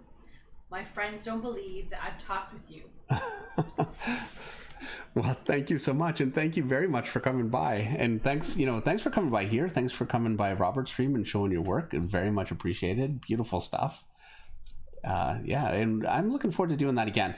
I talked to Robert afterward because we were both a little concerned that there were people that were waiting to get on there that were never able to, and there were times it kind of ran off the rails just a little bit. So I think what we're looking at doing is limiting it to 10 minutes. Each one would be 10 minutes, and that way that's enough. Timer, ding ding ding. Yeah, and I hate to say, you know, and especially, you know, so much of the time I'm really enjoying talking to the person that we have on. You know, they're interesting people with a different perspective, and so I don't want to do that, but you know, it's really the only way to make it work for everyone. So I think that's what we're looking at. Next super chat question is from, because now I'm behind again. Thank you, Kenny. I know you didn't remind me, but I know I am. You know he's thinking it. I know he's thinking it. SES powerlifting. My computer's lagging. has a super chat question. Thank you, SCS. Thank you again to SCS. SCS wants to know if you've noticed a little drop in the detail in some comics lately. Is it because of deadlines, for example, Superman, Man of Tomorrow issues? I think also it's a bit of art style. Like, as new artists are coming in, they're penciling and they're inking both. And Yes. so it's just it's like you can't get as detailed if you're doing both. Yeah, you very much have one person doing two people's jobs, and that's going to have an impact. And the computer is a huge help. But yeah, I think that sometimes things will get lost, and I think also you can have incredible work that way, like Jorge Jimenez, and there's a lot that do absolutely beautiful work on the computer. But you're not going to have Rich Friend on the computer, like that kind of quality of inks. It's not a possibility. Well, I shouldn't say that, because Jimmy is doing incredible stuff that way, but he's really doing inking on the computer, whereas so many people coming in are doing more of what I'm doing, actually, which is like drawing with ink, and it's a different feel. And yeah, I think inking is starting to be a little bit lost, and it's a real shame. All right, next super chat question is from Nick Keys, 1050. Thank you so much for the super chat, Nick, and for the positivity. Nick just says, hashtag keep it comics, hashtag for the love of comics, no drama, LOL. Love it. We all love comics, that's why we're here. We sure do, and cheers to that. Yes. And then we have a super chat from Nick again, Nick Lebedo. Thank you for your other super chat, Nick. Nick wants to know how you plan for speech balloons during your roughs. And the answer to that question, Nick, is he doesn't. Oh, that's not true. I do. He doesn't. Okay, I do, but what I do, because I do, Meredith, I really do. Not as well as I could, but I draw backgrounds, and I draw my backgrounds without regard for speech balloons. I don't care if the whole thing's getting covered. I spend forever on that background anyway, and then I don't sweat it, and it gets covered. It's fine, because the alternative is having very empty pages. And so yeah, I don't know of a way to perfectly accurately predict where a speech balloon is going to go, and so yes, I try to make sure that there's room around the figures. But yeah, if you look through a comic of mine, there are panels all over the place where you'll have balloons all the way down somebody's chest, because I just didn't leave room. But I also don't want to have a page that has nothing but floating heads in the bottom corner of a panel. I'd rather get some things covered. So it's it's an experience thing, and really for me, I remember I did a Cyberforce annual. This is the first comic that I really had to go to comic stores, and I drew Ripclaw, and I drew his arm, and it was all ripped and all kinds of detail, and I was so proud of it. Mark actually helped me with it, truth be told, and it got printed, and the entire arm got and it didn't need to happen. There was room. And yeah, they put it right over the arm, and it was my favorite thing on that book. I was so upset, and now, yeah, I don't get upset about that anymore. I've been doing this for a while, Okay. Balloon balloons. As I've learned, it's a fluid thing, but you don't get. No, I never complain. Yeah. And honestly, I don't have time to be going through the lettering file, which I guess you could ask for if you really wanted to. It's mostly it's a writer thing. I mean. Well, I'm sure there are artists that would, and I think it's probably a good idea. Go through the lettering and make sure that everything is where you'd like it to be, and it's not covering your work. I've yet to work on a book where the artist has done that. Yeah, where the artist went through the lettering. I honestly never. By that point, the artist has moved on. They're like halfway through a second issue by the time lettering and balloons are happening. Yeah. So. Yeah, that's. I think the number one thing that cures you of that is it's on the editor.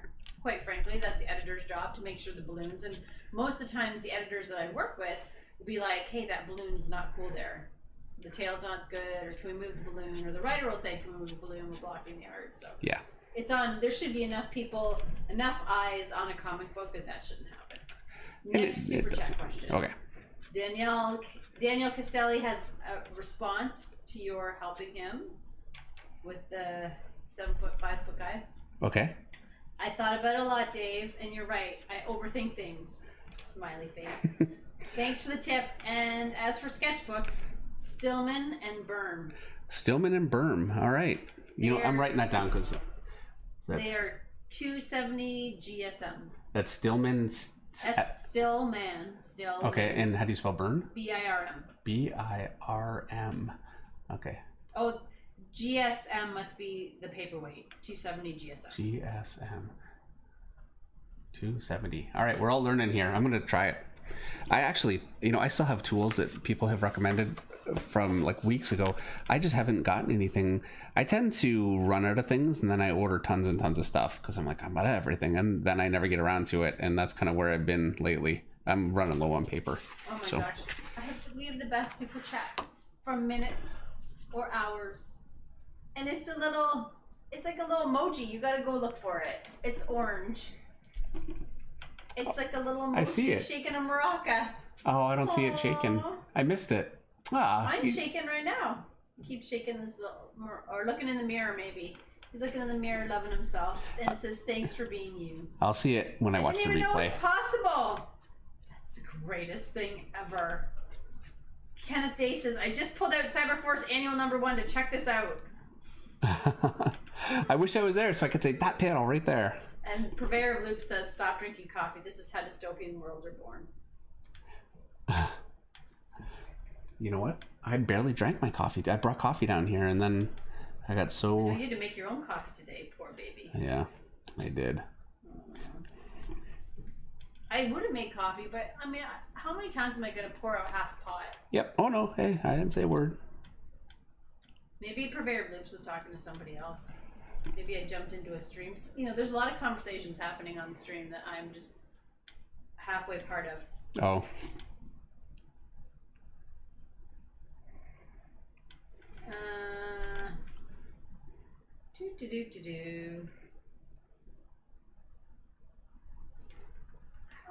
Here we go. Super chat, of course. Oh, 2 super chats. I must be behind. All right, Sheldon Martin has a super chat. Thank you for the super chat, Sheldon. Richard Friend is working on his own indie comic when he can called Blaster Kid. He's been working on that for a while. Yeah, actually, I've seen that. Yeah. It would be cool to see you guys collaborate on that title. Maybe you could do a cover or something for it. If he would let me, I'll say that right here. I will absolutely, happily do a cover. And Danielle Castelli wants you to know that you can oil paint in those Stillman sketchbooks, which is amazing. Wow. Yeah. And the coffee comment was from a conversation in the chat. Oh, okay. Well, there you go.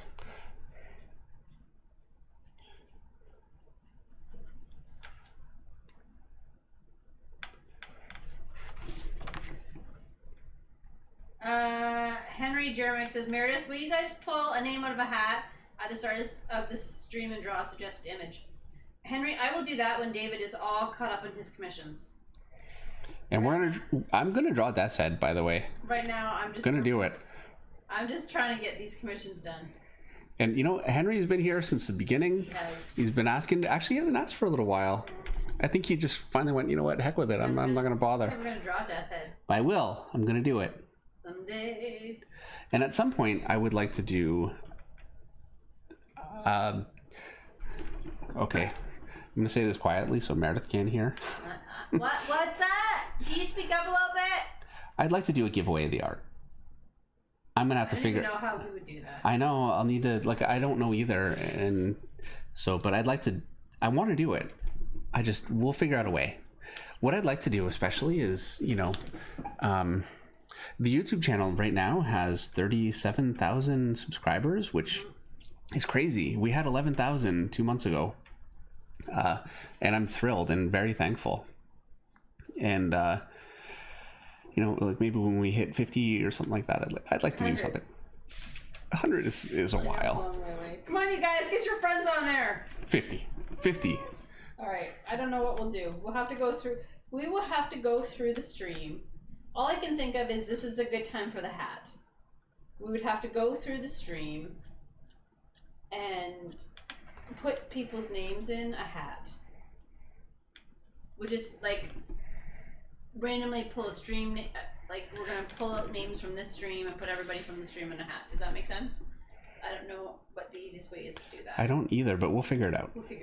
And I feel like I have to answer this question from Brain Games. Meredith, being female, Do you object to the way comic artists portray female artists? I think what he means is female superheroes or characters. Sure, yeah. Any thoughts on the matter?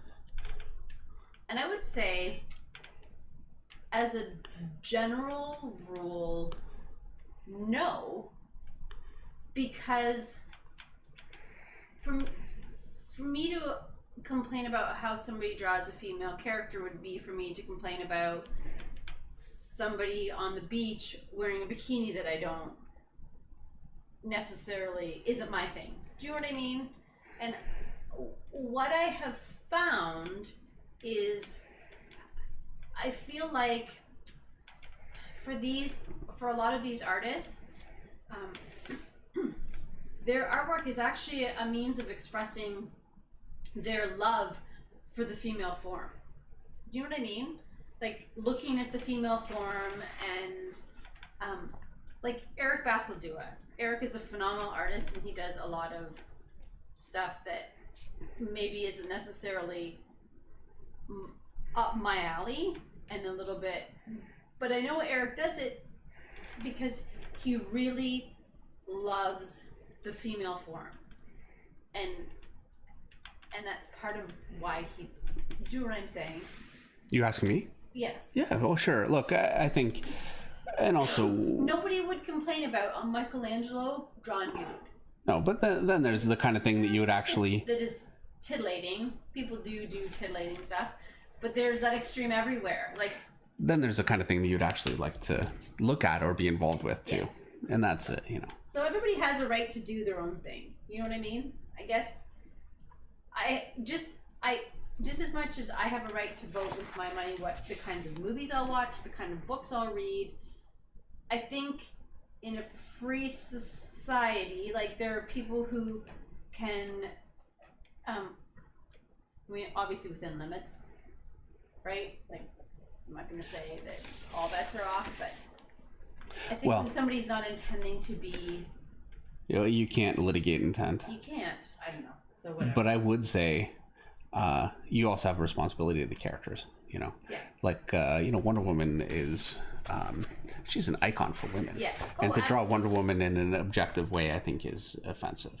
Fair enough. It's a tough thing. It is. And, you know, I'm not any kind of arbiter of... You aren't. And I think also, too, because I don't really know a lot of the stuff that's out there. Like, I just... I'll say this. I like that things are... Comics are appealing to more people. And I think more people can feel included and welcomed. And I think that's great. You also found the whole bad girl era of the 90s uncomfortable. Yes, I never enjoyed it at all. I always... And I would say that I'm not totally, you know, my hands aren't clean in that whole era for sure. It's what we were doing, but yeah, I don't want to feel like I'm not standing up because for myself or for women, I don't want it to come across like I'm selling women short or I'm not a feminist because but I also can't. All I can do is influence people in my own life. Like I can raise my children and my boys to be respectful of women and set an example as myself for what a strong woman is and what a woman is for them. But I don't know. It's a tough thing. There are things that happen in comics that make me uncomfortable, but on the same level, there are things that happen in movies that make me uncomfortable. And I just choose to vote and not be a party to those things. Does that make sense? Makes sense to me. Fair enough. I don't know any other way to do it. Maybe I've lost my card now. No, I don't think so. I think you know what you know what you enjoy and what you support and what you believe in creatively. All you're doing is saying that, you know, there's room for people that believe in different things. Right. I think that's fair enough. Thank you. All right. Super chat question. Another one from Daniel. Are you currently reading any monthly titles? I'm not currently reading anything beyond the recipe for what I'm making. No. What are you reading, Dave? I'm reading the second Metal series with Scott and Greg Capullo. Yeah, that's awesome. And also Deceased, the second series. I did the covers. Plug. Yeah, plug. All right, next super chat question from Trent Early.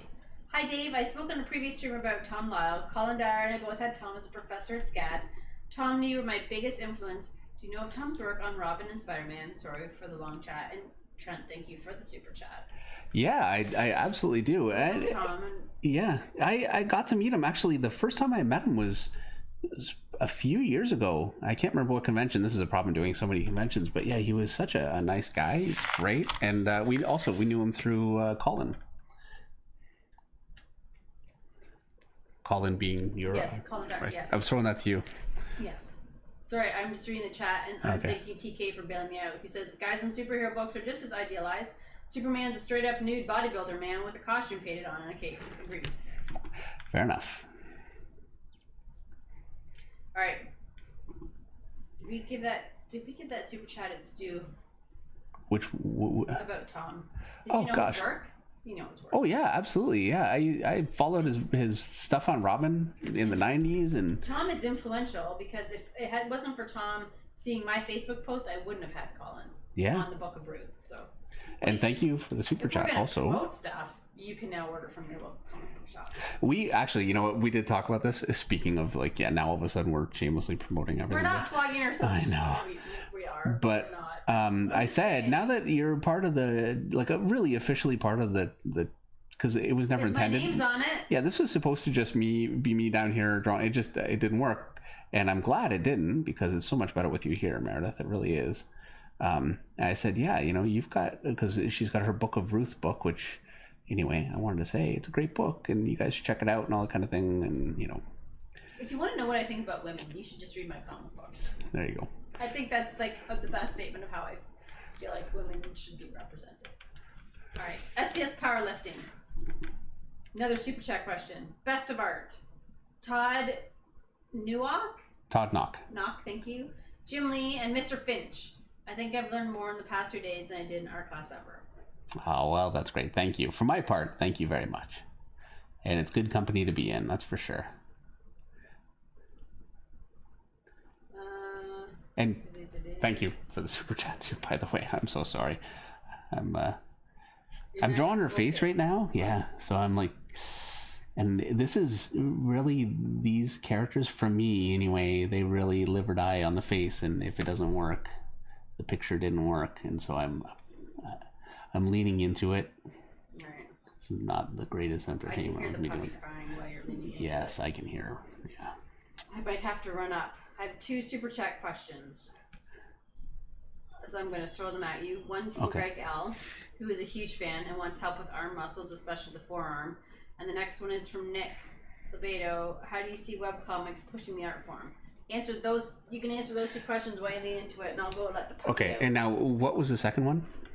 Webcomics pushing the art form. How do you see that happening? Do you see that happening? Okay, thank you for the super chat. Greg and Nick. Thank you, Meredith. Okay, for the forearm. Okay, let's jump on it for a second here. Grab my piece of paper. I was using this in the stream that I did with Robert Marzullo, so it's got drawings all over it, such as they are. Okay, so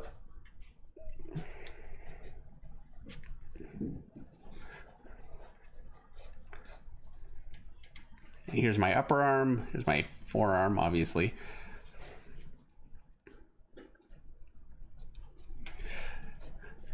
Okay, so what's really important to me when I'm drawing a forearm is this muscle here, which I like to give a little bit of a hook because it actually, there's another muscle that comes right out from underneath it. And it's actually 2 muscles. I try to be a little bit careful about defining that too much. I might define it here, but not down here because I find it looks strange for me. Then there's another muscle that comes up here and the bicep goes in here, tricep, elbow cuts in. You got a broader muscle that comes here. There's a bit of a bone here. Another bone here. And oh, and there's a bone from the tricep here that connects right there. And so that's how I approach the anatomy. And really, you can find anatomy for arms and that kind of thing. Just, you know, do a Google search for anatomy. But that doesn't give you actually a great flow. And that's really what it comes down to. In order to make something really, like this kind of thing really work, personally, I'm going to have to bring this out next time. You know, not to spoil it, but I think next week we're going to cover some Simon Bisley, because I got all of my anatomy, this kind of stuff, from Simon Bisley 100%. And so the reason I like his work so much is he's so great at just these kinds of hard kind of connections. And see, I gave that a little bit of a hook. I'm going to just define the underside of that bone right there, my elbow. And I'm just going to make up a muscle that goes right here. It doesn't even really matter. As long as it kind of connects in, you can actually make up a whole lot of muscles. It really comes down to just the way that you draw your connections. Nice shapes that all connect. I don't want to just draw some random muscle that doesn't go anywhere. Like this one is going to connect here. I've got a bone here, so I'm not drawing a really heavy shadow shape on it, because it's actually a small form, so the shadow shape is smaller. If I drew a wider form, my shadow shape would be wider. So I want to make sure that the whole thing rounds, but if I've got like a really a smaller muscle, I'm going to make sure that my shadow is also smaller to correlate. And then it's like a fade.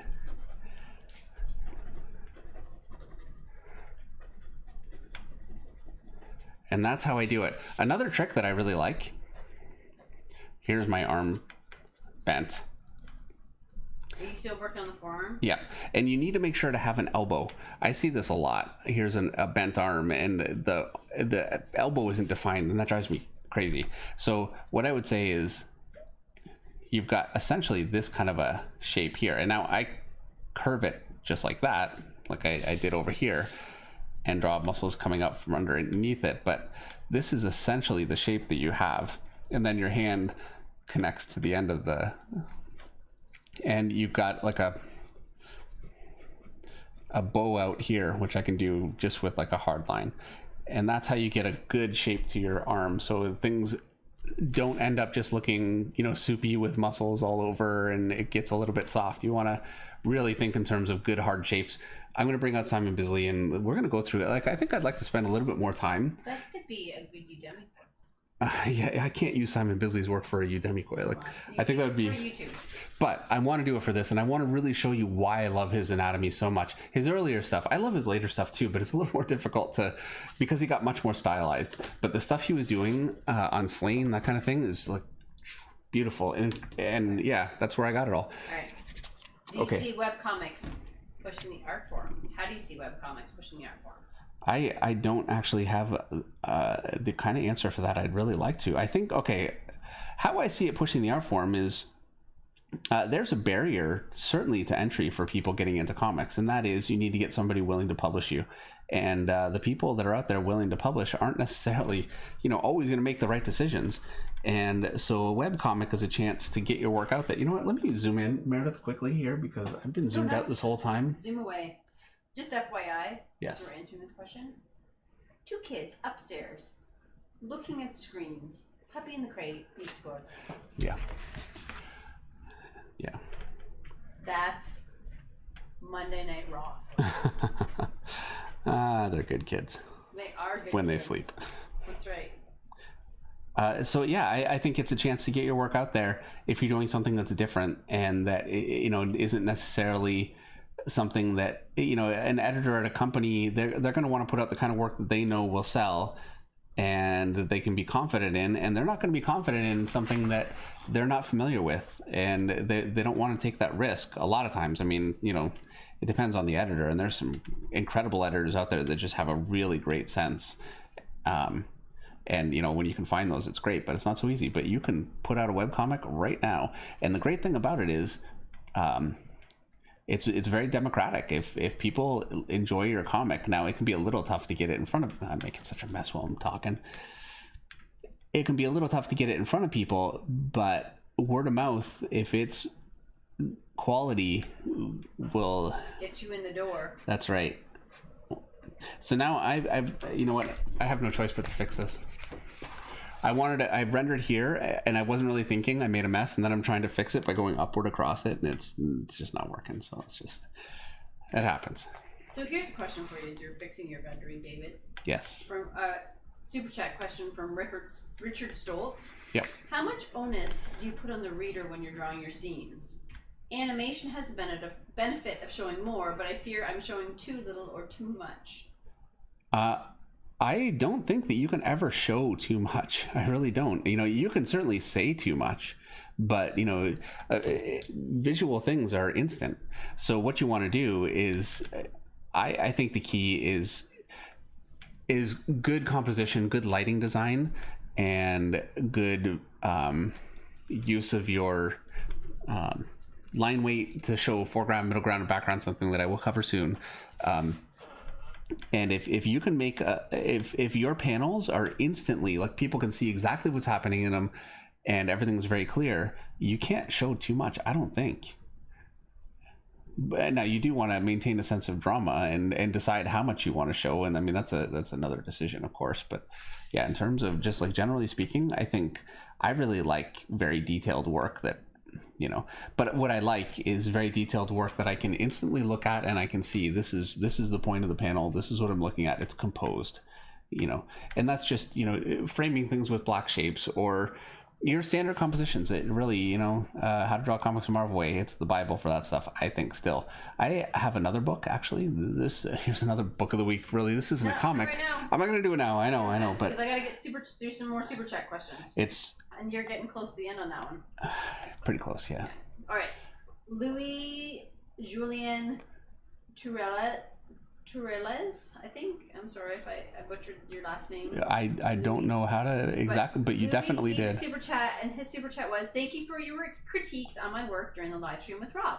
I'll keep on working on my lines and following your videos." Well, that's great. Thank you so much, and thank you for coming by here too. Very much appreciated. And then we have a super chat from Kevin Ford. Kevin says, thank you, Kevin, for the super chat. Kevin says, "I love how you render the musculature. I grew up drawing Dragon Ball, so unlearning the round segmented musculature has been tough. Many thanks."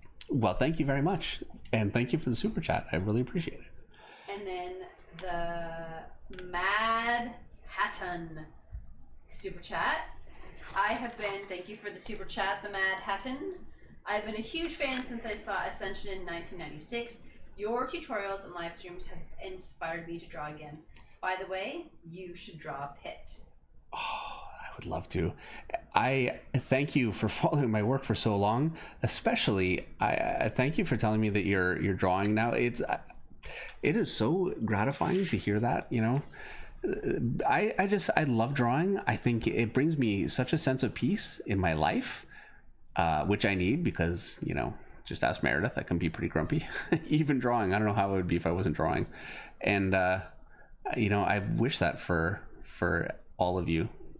And if it's not drawing for you, then, then something that gives you that. And I think it's great that you're drawing again. And I hope that it really works out for you, especially just in terms of happiness, like I love doing this for a living. Because I can do it all the time, but I would love doing this anyway.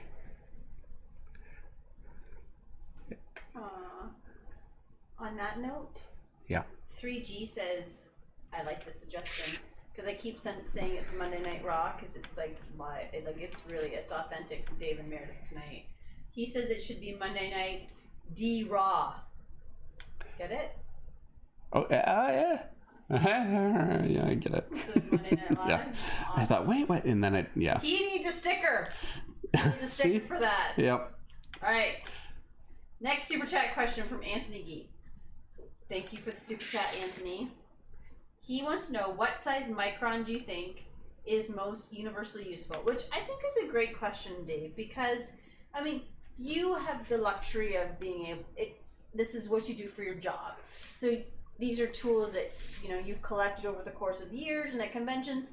But if somebody has a limited budget and they can't afford like the giant pack of 25 micron pens, and they can only afford to get, you know, one or two. What is the one that you think, like, what are the pens, the microns that you feel like is, I know for a fact you throw microns out. You get the packs and you're like, I like this one, this one, and this one. Well, I've actually now learned exactly what I like, and I just get packs of those. And thank you very much for the super chat, Anthony. It is a great question. I think budget aside, just knowing what sizes work and what sizes print well, and you know, is a good thing. And I use, this is the one that I use all the time. It's the only one I ever use, actually. I've got 005 and I've got, you know, 03. I've used those at times. I tend to, when it gets a little thicker, I switch to my Tombos where I can get a little bit of line weight. When I want detail, I use these, and I stay away from the 005. I actually have done quite a bit with them. And I find I end up with something that starts getting very kind of hairy and detailed in a way that actually starts looking unattractive, excuse me, when it prints. Sorry about that. So Might be a little zoomed in too much, babe. Oh, yeah, I'm off the... Yeah. Thank you, Meredith. So yeah, I use 01 for everything that I use a micron for. It gives me, and I use it for detail, and this is a good size for my detail. So yeah, that's what I would recommend. If you wanted to solely work with microns, which you certainly could, then you might want more of a range, but that would be beyond my ability to effectively answer. Next super chat is from Greg L. And Greg just wants you to know, thank you, Greg, for the super chat, but he wants you to know he was the last on Rob's stream, and he can't thank you enough. Well, thank you. Thank you very much. I appreciate it. And thank you for the super chat and coming and, you know, and being a part of this. And hopefully in a future stream with Rob, we'll see more of your work. That's always the nicest, when you see where somebody is, and then, you know, you see like a few months later, and you know, the growth. It's very gratifying. Mark F. Huizinga. Hey Meredith, can you tell Dave that his art is what got me to the point where I'm now drawing along, doing commission work. It goes all the way back to the Noman days, in fact. Thank you. Well, thank you very much. And, you know, congratulations on doing it, and doing commissions too, getting paid for what you love. That's the goal. I mean, that's the dream.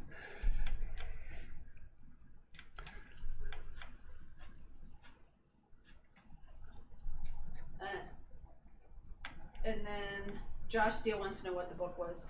But we're going to save it for next week, Josh. I can only have one book of the week. One. I know Dave has sometimes done two. And, you know, I'm so bad with names that I can't remember it off the top of my head. It's on my shelf, but I've got so many books on there that... That's true. Yeah, I'll be here all night trying to... So he'll have it for next week. Yes, and it is a great book. Joel Jurek. Dave, as a fellow lefty, I was wondering how you keep your hand out of the piece when doing pencils rings. I use a piece of paper when the pencil builds up too much. That certainly helps. You know what I think would be really good? Eyes. I feel like I really want to know what's going on with this, all these coffee conversations in the stream. It's Monday. I guess so. Not being a coffee drinker myself. Yeah, I use a piece of paper under my hand. I use a 2H lead. 2H is a little harder. Actually, I like the detail I get with it anyway. I would use it aside, but it is an advantage of the 2H. It helps with that. And I try to, when I'm working with a pencil, work from right to left on the page. That helps. But as much as I say that, I find I break that rule so often that I don't even know if it's actually a rule that I really, you know, effectively use. I also end up having to do a lot of cleanup, like right now. It's a lot tonight. A lot of cleanup? Yeah. Yeah, well, it's every week. It is every week, but tonight especially is kind of bad because I ran out of ink in my brush pen, and when I put in a new thing, it just really blurred it everywhere. Like it was really hard to work with. Yeah. All right, another super chat question from Danielle. Thank you so much again, Danielle. I'm sorry for yawning. I'm a little nervous to ask this. Daniel's nervous, but if you're able to go straight to inks on loose pencils, why would you ever do tight pencils? There's a lot to be learned from tight pencils. Yeah, there's so much to be learned. Okay, you would go and do tight pencils because it gives you the ability to work with an inker. And you can learn so much from a good inker. If you ever have the opportunity, I highly recommend it. And giving an inker loose pencils is a really good way to, there are great inkers out there like Richard Friend who can absolutely put it together for you, but it's going to be his work, and that's a choice. If you want to do that, I think that's a valid option, but I think you'll be very limited doing it that way. Yeah, you're right. I'm going to pull out again because I'm constantly off the page here. Yeah, you're too zoomed in. Okay. Also, this piece is a little messy, so that'll help you with that. And the other reason is I don't recommend that you just go and start until you've done this for a long time. I didn't start out doing it this way, and I started. Part of it is these are commissions, so these are done quicker than I would like. An actual cover takes me quite a bit longer. There's definitely more of a time commitment, so there's that. But I tend to not pencil a huge amount on those either, truthfully. But yeah, I would say do the tightest pencils that you can until you really feel like it's a liability and you don't need to. But don't make decisions like, don't look at this and say, oh, I should be doing it this way because you see me doing it. It's something that's working for me. But what you want to do with your work is work in a way that works for you. If something's gonna give you the results that you want, that's ultimately that's what's most important by far. All right. Slade Wilson wants to know how you shade black clothing. I just go heavier with my shade. If I'm gonna do folds, I would just okay. It's another question I can't answer without. Okay, so here's an arm and I've got some folds on it.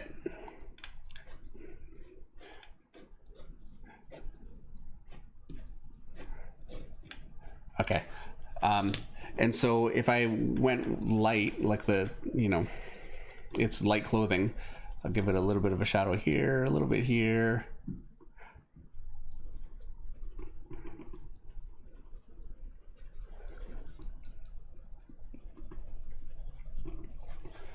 So there's a bit of a lighting scheme for, now if I wanted to go dark, I'm going to go much higher with my overall core shadow.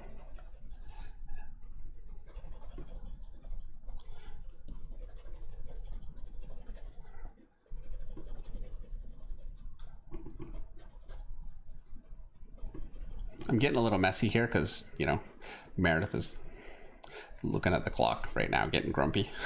I'm just guessing a little. It's not even. I just looked at the time. It's not even that late. Meredith's gonna fall asleep. Okay, and so here's another trick too. Now this is darker clothing. If I want it to be shiny, then I'll just shadow the top of it too.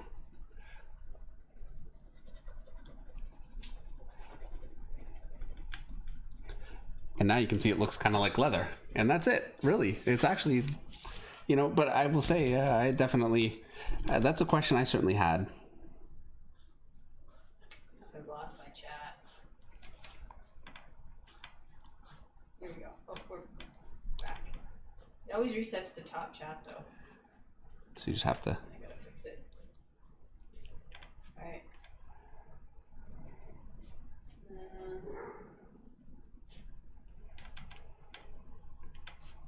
All right, David.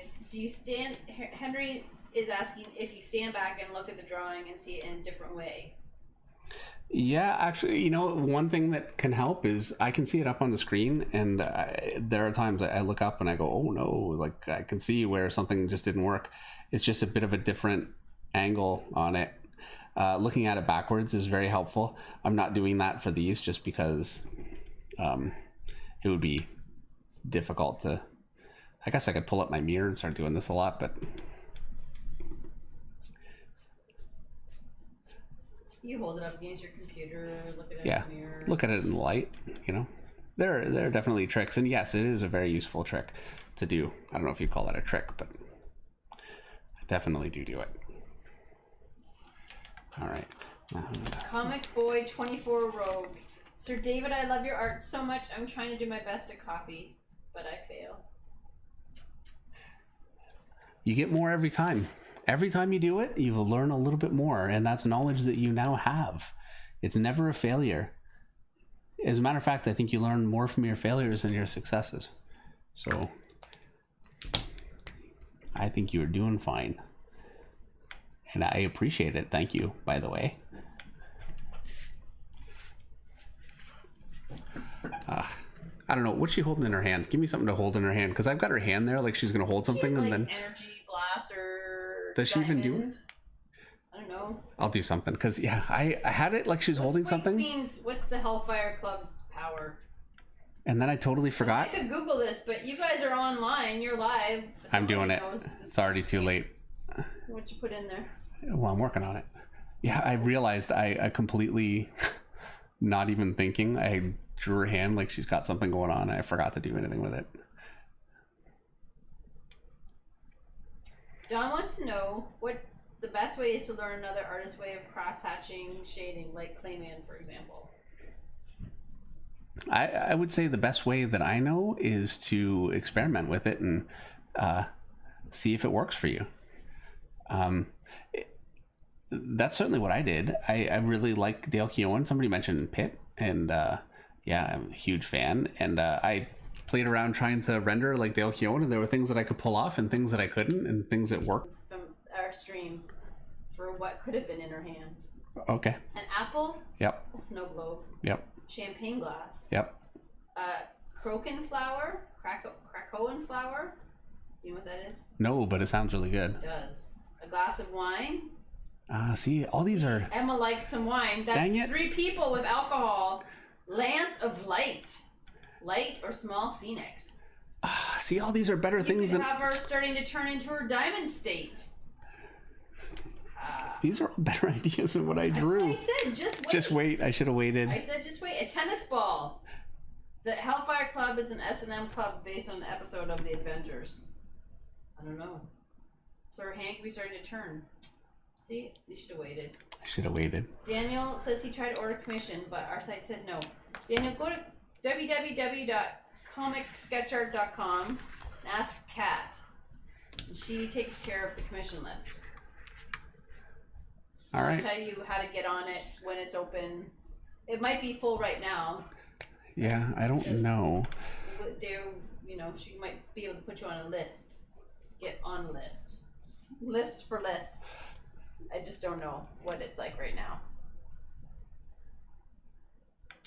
Nick Lenz, and that was a super chat question because Daniel won't talk to us without a super chat. So, Daniel. Well, thank you again, Daniel. Tell Kat that you super chatted her when you email her on Comic Sketcher. Say, Kat, this is a super chat question. Nick Lenz has a super chat just to say, hey, Nick, thanks for coming back this week. Yeah, thank you. Great to see you, and thanks for the super chat. Jose Lebron has another super chat question. Thank you for the super chat, Jose. He wants to know if you have any fun exercises to help drawing from imagination and overcome fears of finished work. That's what's been stopping me from making comics a lot, and always happy to catch this. Well, gesture drawing is the only real way I know to just relax and get comfortable. It's, just gesture drawing. We're getting the stream buffer. Are we? Okay. So yeah, I would say gesture drawing, and then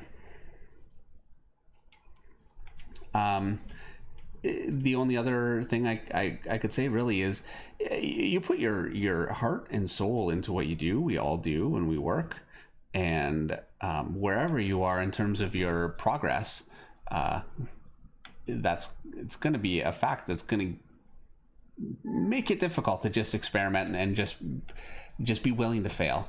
But I really think investing yourself in the process and not the final picture is probably the best solution. Just don't worry about what you end up with. Just worry about what you learn and the experience, and just, you know, enjoy the drawing. And you know, I don't want to suggest throw it away when you're finished, but you know, that's maybe something you want to consider if it's so difficult because the fear of failing and not having something in the end that you like. You know, maybe just completely taking that out of the equation is the answer. Something to consider. I wouldn't do it personally. I think you know, you want to be able to look back over time on your progress and what you've done and how you've grown. And there will be a time, and maybe, you know, something to encourage you a little bit too, is that a year from now, you'll look back on this and you'll be glad that you don't like it, because you'll see how much you've grown. I'm always that way. I like, you know, I look at something that's old and I almost kind of want it to be bad, because I've learned so much since then, and you know, I want to have gotten better. And if it doesn't, like, if I'm looking at something that's older and I really like it and I think, wow, I don't know how I did that, then yeah, I don't like that as much. So, you know, it's a long game. So Daniel Castelli, Yes. just called us out On in a super chat to tell us that we just revealed that we've read no X-Men. Otherwise, we would know what the heck a Krakoa was. A Krakoa? Krakoa? Oh, Krakoa? Yeah. Hashtag Krakoa. By the way, I've read a lot of X-Men. A lot. Clearly not new X-Men. New X-Men? Is that what it is? New Must X-Men? be. He called us out. We just revealed we read no X-Men. I'm so sorry. I have to admit, New X-Men. We have not read X-Men. So, New X-Men was by Frank Quitely and not new X-Men. Maybe it's in the more recent. Oh. Anyway, we didn't read the X-Men with the Krakoa flower in it. I might have. That's. You do not have a head. You just look at the art. I look at the art. All the X-Men. Barely read the comic. Oh no, I read all those, but yeah, I mean, I would have read them once and looked at the art a billion times. So. Yeah. All right. Next super chat question is from Nick. How did Rose and Xena come about? Xena, they're both easy answers. Xena came about because Dynamite approached me and said, "Hey, we want to do Xena comic, relaunch it. Would you like to write it?" And I said, "Hey, I love Xena. I grew up watching Xena and Hercules in the days where you had to tape them on your VCR because you never knew if you were going to you couldn't, you know, watch them. You weren't home. So that's how I got the Xena gig. And then Rose came about because I was done writing Wonder Woman for DC and I wasn't sure what I was going to do next, and I didn't really have anything, and I thought, well, I pitched a few stories and they didn't really hit, and I thought, well, I'll just do my own story and see what happens. And I've always loved C.S. Lewis, and that story was absolutely my nod to C.S. Lewis and fantasy fiction. There you go. Well, I am finished, so yeah. That was our last super chat question, then, I believe. Oh, what? We have one more. This is our last super chat question from Nick. What do you remember about Ultimatum besides that big guy biting the wasp in half? I always remember the violent stuff. Yeah, me too. I remember killing a lot of characters that I loved. That was hard.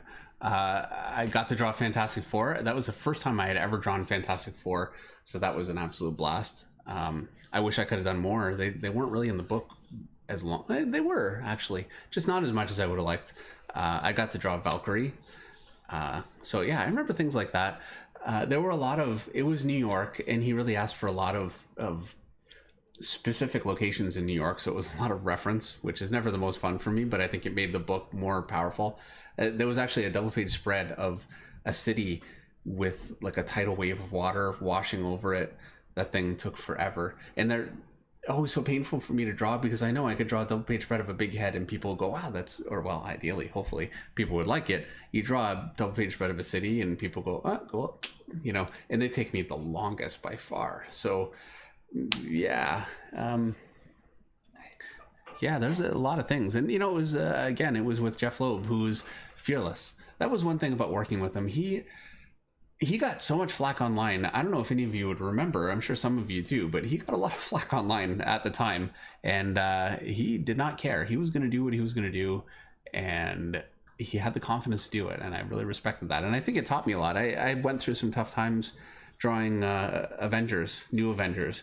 It got a lot of criticism online, and I took it pretty hard. And I think working with Jeff Loeb taught me I respect the fans' opinion, and I think it's critical, but you have to also respect your own creative vision. So we're gonna end with letting us know. We're gonna end knowing that we know what the Krakoa is. Okay. So, Krakoa is from the Nick Lebedo tells us that Krakoa is from the Hickman Powers of X and House of X stuff from last year. And then Purveyor of Loop says, yeah, I was thinking back, maybe the early Claremont run, they had to sink Krakoa in a whirlpool or something. So there you go. Who knows? There you go. And see, I read the Claremont stuff. I have not actually read the Hickman stuff. This is just making fun of us, though. Yeah, maybe. We're easy. Exploiting our ignorance. We're easy marks. Yeah. All right. Well, everybody, thank you so much for joining us on Monday night. How do you like that? Our Monday night This thing live. just bubbled over. Wow. We can't end yet. Did you make a mess? Yeah. You know what? I'll fix it. I've got to wait for it to dry. It's right here on her arm, and it blorted. And we could be here for a little bit for it to dry. I don't have like a Kleenex or something. I don't think I have one in my pocket. Nope. And I can't leave use the blanket. Oh wait, here we go. I'm dabbing it up slowly. Oh my gosh, he doesn't want to leave. No. All right. DPLAR's like, get the puppy. Here we go. Cleaning it up. All I wanted was a little line there. Oh, there Jason Jones, the Krakoan flowers used for traveling to various places where the flowers are planted. Great. See, thank you, Jason. Yeah, thank you, Jason. All right, and now I can say, see, it was just enough time to get the final answer to the Krakoa flower. Yep. And thank you, everybody, for coming to Monday Night Live, the Monday Night Live D-Raw, because it was raw and authentic tonight. It was Monday night, so yeah. Who knows what's going to happen next week? All right, yeah, thank you everyone for coming and watching me draw the White Queen, but this is actually, I guess, the Black Queen from Hellfire Club. It was a lot of fun. Always a challenge and a little scary drawing a female picture on a stream because they're a little tougher for me. I'd naturally draw men probably easier. So yeah, it was fun going through that with you and answering all your questions. Thank you so much, all of you, for coming and spending time with us on a Monday. And if you enjoyed the video, please like and subscribe and share with your friends and all that kind of stuff. And come back next week. And yeah, please come back next week. We will see you next week, and I have no idea what I'm going to draw, but we will figure it out between I'll let you know now and then. All right. Good night, everybody. Bye.